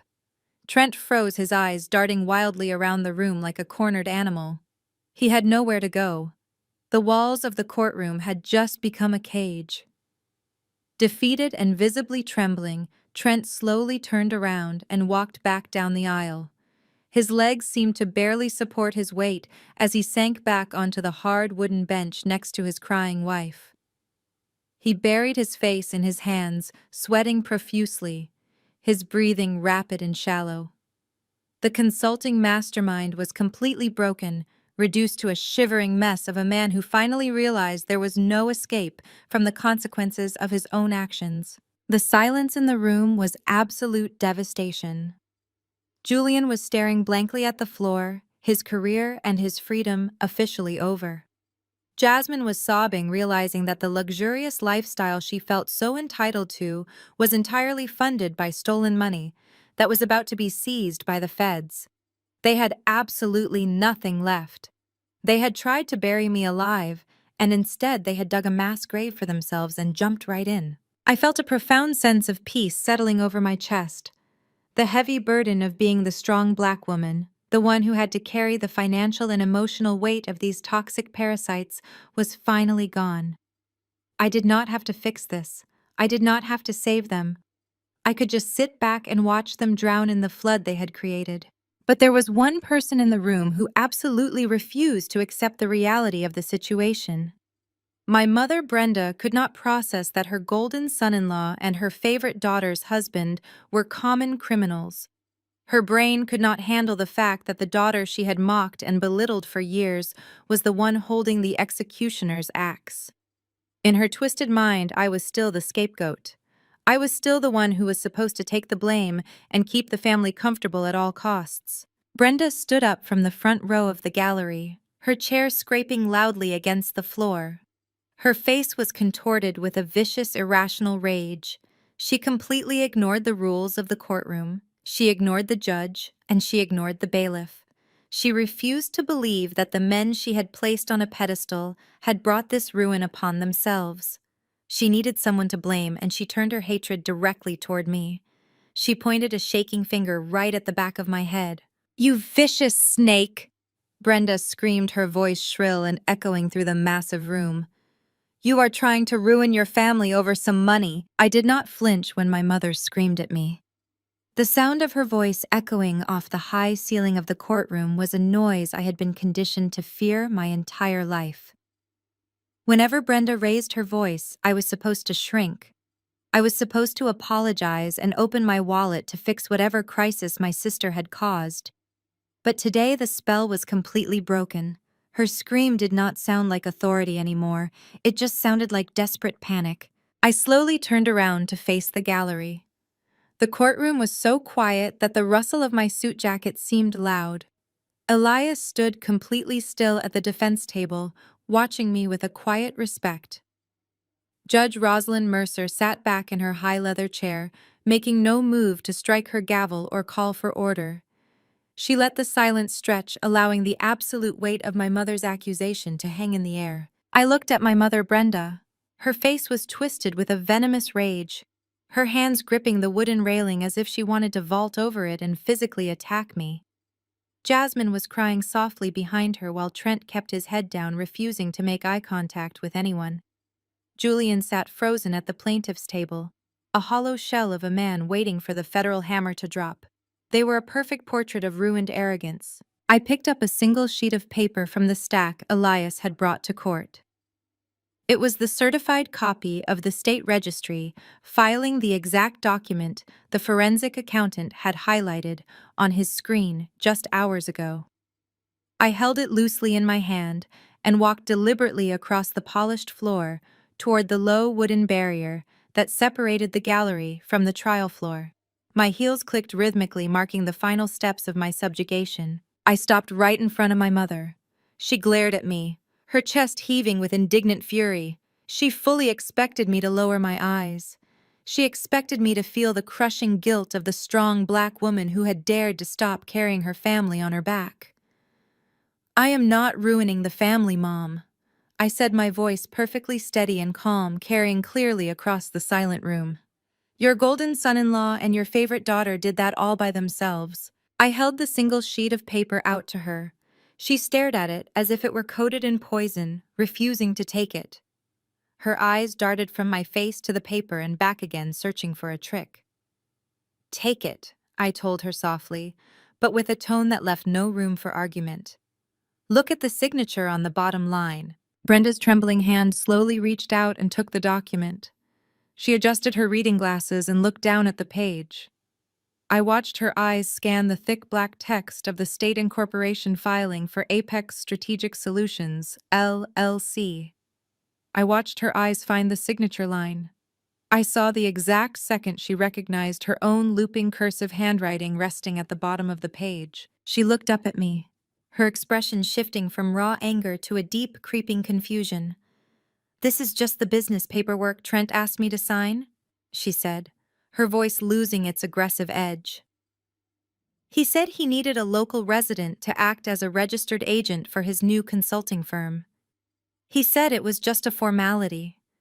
Julian told me it was perfectly safe, and that it would help Jasmine and Trent get back on their feet. She looked back at Julian, seeking validation, seeking the charming lawyer who had always promised to take care of her. But Julian could not look at her. He stared fixedly at the grain of the wooden table, his jaw clenched tight. He knew exactly what he had done to her. "They lied to you, Mom," I said, letting the cold, hard truth wash over her. They did not need a local resident. They needed a scapegoat. The confusion on Brenda's face deepened. "What are you talking about, Vivian?" she whispered, gripping the paper tighter. "That company does not do any consulting," I explained, breaking down the criminal enterprise piece by piece so she could fully understand the absolute depth of the betrayal. "It is a fraudulent shell company. Julian has been taking hundreds of thousands of dollars in illegal off-the-books kickbacks from his corporate clients. He funneled all that dirty money into the bank accounts attached to the paper you are holding in your hand. Trent washed the money, took a cut to pay for Jasmine's designer lifestyle, and then wired the rest into Julian's hidden offshore accounts." Brenda shook her head slowly in denial. "No," she stammered, looking back at Trent, who was now physically shrinking into the wooden bench, trying to make himself invisible. "No, Julian is a good man. He is a lawyer. He would never do something like that. He said he was protecting us from your greed." "He was protecting himself from the Internal Revenue Service," I corrected her, my voice dropping to a low, chilling pitch. "Julian and Trent are arrogant, but they are not entirely stupid. They knew that if they ran a massive tax evasion scheme, the federal government would eventually catch the scent. They knew that whoever had their name on the primary incorporation documents would be the one held legally responsible for the fraud. They did not want to go to federal prison, Mom. So they put your name on the dotted line." The courtroom remained absolutely motionless. Even the bailiff seemed to be holding his breath, watching a family tear itself apart from the inside out. Brenda's eyes widened in sheer terror as the reality of her situation began to rip through her denial. She looked at the paper again, her breathing becoming erratic. Her beloved son-in-law, the white man who always brought a certain perceived status to our family gatherings, had used her internal racism and her bias to secure his own wealth while leaving her holding the bag. "Trent and Julian put your name as the sole proprietor and managing director to dodge the IRS," I said, delivering the final devastating blow. "You are not just a registered agent, Mom. Legally speaking, you own the entire money laundering operation. You are the sole entity responsible for the corporate taxes on millions of dollars of unreported illegal income." Brenda opened her mouth to speak, but no sound came out. She looked at Jasmine, her favorite daughter, the child she had always protected and elevated above me. Jasmine just sobbed, looking away from her mother, unable to defend the husband who had set her own mother up for a federal indictment. "When the feds come knocking for the $1.2 million in unpaid taxes and penalties," I told her, my voice echoing in the vast room, "you are the one going to federal prison. They used you. They smiled in your face, ate the food at your Thanksgiving table, and legally positioned you to take the maximum sentence so they could live in luxury." The piece of paper slipped from Brenda's, trembling fingers fluttering slowly to the polished floor. The absolute betrayal from the men she had placed on a pedestal shattered her completely. The golden son-in-law she worshipped had handed her a death sentence. The realization hit her physical body like a sledgehammer. Her knees suddenly gave out entirely, and she collapsed downward, hitting the hard wooden bench with a heavy thud. She sat there completely broken, staring blankly into space, as the world she thought she controlled collapsed into dust and ashes around her. Judge Mercer did not offer a single ounce of pity to the shattered people sitting in her courtroom. She picked up her wooden gavel and struck it one final time, announcing that the divorce proceedings were suspended pending a full federal investigation into the financial crimes committed by the plaintiff. "We are adjourned," she stated, her voice ringing with absolute finality. She stood up, her black robes flowing around her, and exited the bench, leaving the wreckage of my family smoldering behind her. Elias calmly packed his legal pads into his battered leather briefcase, snapping the brass locks shut. He looked over at Julian's table where the arrogant corporate lawyer was still sitting frozen, staring at the wall as if his soul had completely left his body. Elias did not gloat. He just nodded to me, signaling that our work in this room was finally done. We walked down the center aisle of the courtroom, pushing open the heavy double doors and stepping out into the wide marble hallway of the courthouse. The air out here was cooler, but the peace only lasted for a fraction of a second. Before the heavy doors could even swing completely shut, they burst open again violently. The illusion of their perfect unified family completely disintegrated the second they crossed the threshold. They did not walk out together. They spilled into the hallway like a pack of starved wolves turning on each other the moment the meat was gone. The polite suburban masks were ripped off, exposing the raw, ugly greed underneath. Trent was the first to explode. The casual, lazy confidence of the white brother-in-law who always thought he was the smartest person in the room was entirely replaced by wild, unhinged panic. He lunged forward, grabbing Julian roughly by the lapels of his custom $3,000 suit and shoved him hard against the cold marble wall of the corridor. "What did you do?" Trent screamed, his face turning a blotchy, violent shade of crimson. His voice echoed down the long hallway, turning the heads of passing lawyers and security guards. "You told me the offshore accounts were untraceable, Julian. You told me you washed the money clean. How did she get the wire receipts, you stupid, arrogant fool? You left a paper trail straight to my business." Julian tried to push Trent's hands away, but he was physically shaking. His polished corporate vocabulary completely failed him. "I did not know," he stammered, his voice cracking in panic. "I did not know she had access to the joint routing numbers. She played me, Trent. She set me up." "You set yourself up!" Trent roared, spittle flying from his lips. "You were so busy buying real estate for your little side piece that you forgot to cover our tracks. The FBI is going to seize everything, Julian. My house, my cars, my bank accounts. I am going to federal prison because you could not keep your hands out of the cookie jar." Standing a few feet away, Jasmine was watching her husband physically assault her brother-in-law. But she was not stepping in to stop them. She was hyperventilating, her hands clutching her designer handbag as she slowly slid down the marble wall until she hit the floor. The reality of her situation was crashing down on her all at once. The golden child who had never worked a hard day in her life suddenly realized she was married to a broke criminal. But the horror ran even deeper than that. She was not just losing Trent. She was losing Julian, too. The man she had been secretly conspiring with. The man who was supposed to secure her a massive payout from my divorce was going to jail. All her safety nets, all her financial sponsors were being locked in a federal cage. She had absolutely no money, no skills, and no future. Her perfect, curated life was a complete and utter fraud. And then there was Brenda. My mother stumbled out of the courtroom doors, her eyes wide and bloodshot. She looked past the screaming match between Trent and Julian. She ignored her favorite daughter, Jasmine, who was currently having a full-blown panic attack on the dirty hallway floor. Brenda did not care about them anymore. The instinct for self-preservation kicked in, and she turned her desperate eyes directly toward the only person who actually had the power and the money to save her. She turned to me. She scrambled across the marble floor, her heels slipping as she practically lunged at me. She reached out and grabbed my forearm, her fingers digging painfully into my suit jacket. All the vitriol and the hatred she had spewed at me just 10 minutes ago had completely vanished, replaced by a sickening, pathetic desperation. Vivian, Brenda sobbed, her face contorted in absolute terror. "Vivian, please, you have to help me. You have to tell your lawyer to fix this. Tell Elias to defend me." I did not know what they were doing.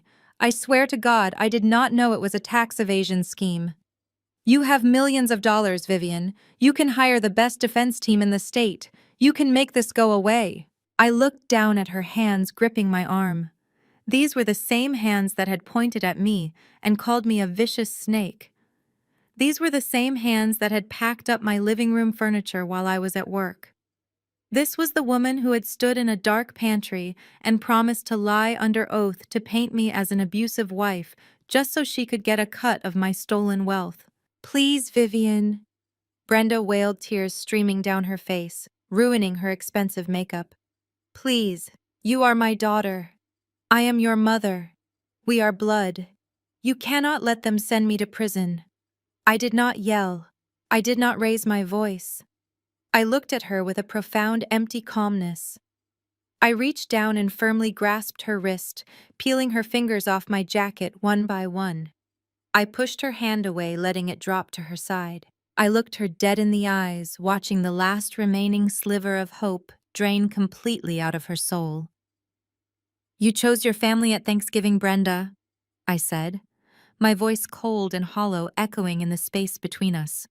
Enjoy the harvests. I turned my back on her, leaving her standing frozen in the middle of the chaotic hallway. I did not look back at Trent screaming at Julian. I did not look back at Jasmine sobbing on the floor. I simply walked down the long marble corridor with Elias right beside me. The sharp, steady clicking of my heels echoed loudly over the sounds of their screams and their breaking lives. The heavy burden of being the strong black woman was finally gone, left behind in the wreckage of a family I no longer claimed. 6 months is a remarkably short amount of time for an entire bloodline to completely obliterate itself, but greed operates on a highly accelerated timeline. I watched the fallout from a comfortable distance, insulated by the ironclad walls of my irrevocable trust and the quiet protection of my legal team. Elias kept me updated on the mechanical, brutal efficiency of the justice system as it processed the people who used to sit at my Thanksgiving table. The federal government does not care about family dynamics or who was the golden child. They only care about paper trails, and Julian had left a massive glowing map leading right to his own destruction. Julian lost his license to practice law in the state of Georgia in record time. The State Bar Association did not even grant him the dignity of a drawn-out hearing. The moment the transcripts of his perjured deposition and the wire fraud documentation hit the Ethics Committee, he was summarily disbarred. His name was scrubbed from the shiny glass doors of his corporate firm before the ink on the order was even dry.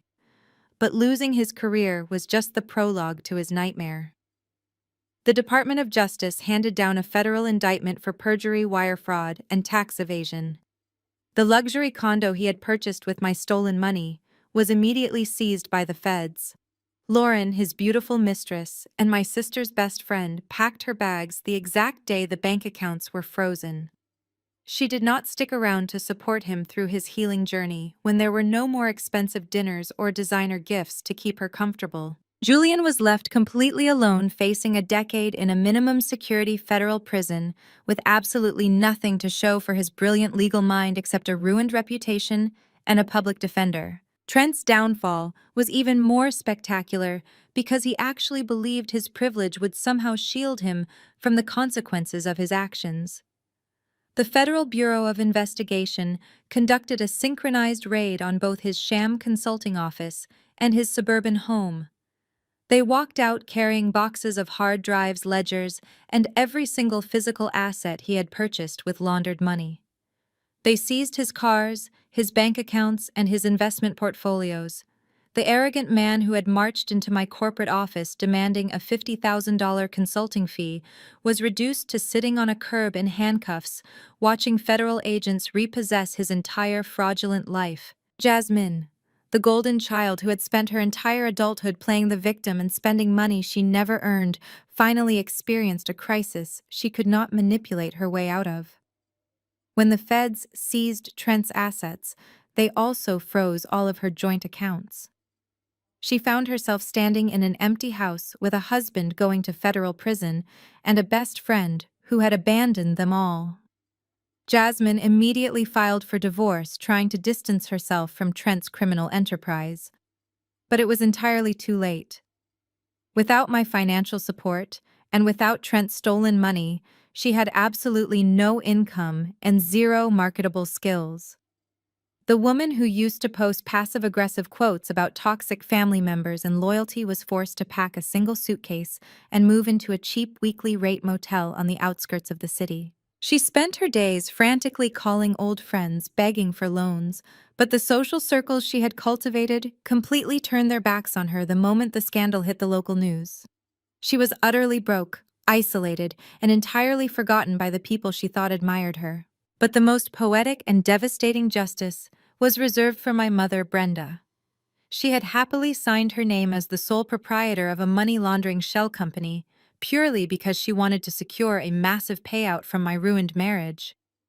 When the Internal Revenue Service came knocking for the $1.2 million in unpaid taxes and penalties, they did not care that she was manipulated by her son-in-law. They only cared that her signature was on the federal documents. Brenda was staring down the barrel of federal prison time. To avoid wearing an orange jumpsuit for the rest of her life, she struck a desperate plea deal with the prosecutors. She agreed to liquidate absolutely everything she owned to pay back the government. The large suburban house where I grew up, the house she prized above all else as a symbol of her status, was put up for auction. The federal agents took her jewelry, her cars, and drained her modest retirement accounts. She was stripped of every single material possession she had used to measure a person's worth. The woman who had sneered at my career and told me I needed to serve my husband a plate of turkey. To be a real woman was forced to move into a tiny, subsidized apartment in a low-income neighborhood. She had no golden son-in-law to pay her bills. She had no favorite daughter to boast about. And she no longer had the strong black woman she had spent 34 years exploiting to bail her out of her misery. They had spent months plotting my absolute ruin. They had sat in dark pantries and expensive restaurants, laughing at my expense, confident that they could use the law to bleed me dry. They thought my silence was submission. They thought my grief was weakness.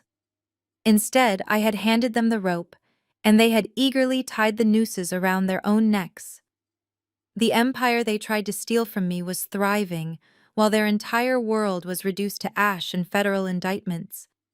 They had absolutely nothing left, having destroyed their own lives purely out of greed and arrogance. The crisp morning air of Manhattan hit my face as I stepped out onto the sprawling glass balcony of my new corporate headquarters. The sounds of the city buzzed hundreds of feet below me, a steady, energetic hum of ambition and motion. I rested my hands on the cold metal railing and looked out over the endless concrete skyline. The suffocating humidity of Atlanta and the heavy crushing expectations of my biological family were thousands of miles away, now entirely in the past. I breathed in deeply, feeling a profound sense of lightness in my chest.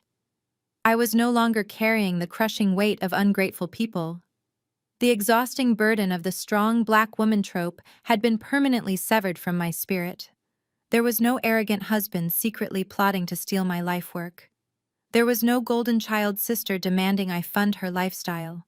There was no manipulative mother demanding my submission to secure her own comfort.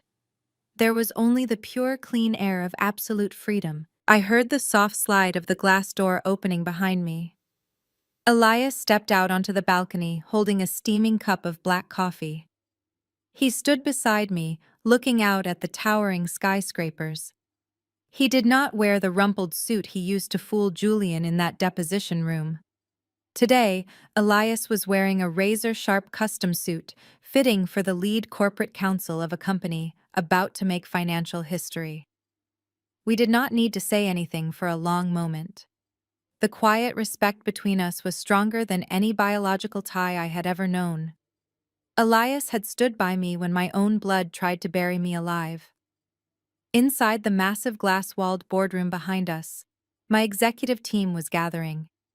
They were laughing, sharing pastries, and reviewing the final schedules for the morning. These were the brilliant, loyal minds who had worked 18-hour days alongside me. They were my genuine friends and my chosen family. They saw my value and respected my leadership long before the world knew my name. Today was the culmination of every sleepless night and every silent tear I had ever shed. My fintech application was officially going public. We left the corporate headquarters and rode in a convoy of sleek black vehicles down toward Wall Street. As we pulled up to the iconic building, I looked out the tinted window and saw massive banners draped across the historic columns. They bore the logo of my company, the very same company my mother had dismissed as a little app and my brother-in-law had mocked as a diversity quota handout. The cameras were flashing, and the financial press was swarming the entrance waiting for the black female founder who was about to shatter market expectations. I walked onto the trading floor surrounded by my team. The energy in the room was electric, vibrating with the massive transfer of generational wealth that was about to take place. We stepped up onto the balcony overlooking the sea of traders and digital screens. Elias stood to my right, and my lead developers stood to my left. The countdown began echoing loudly across the trading floor. 10-9-8.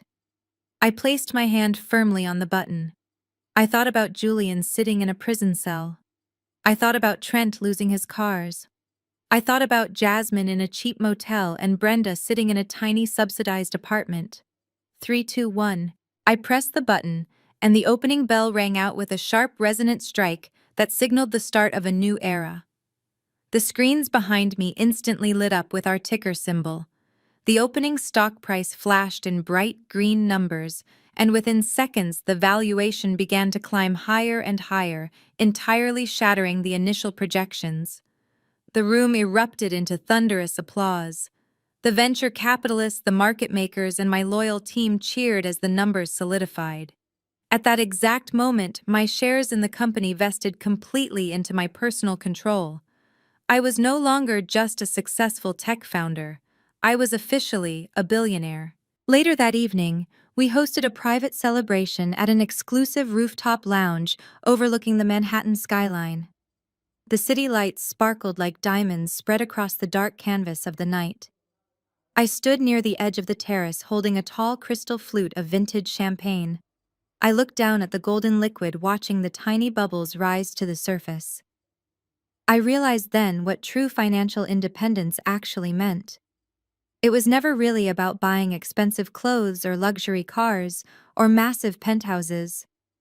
Money was just a tool. True financial independence was the absolute, unadulterated power to walk away.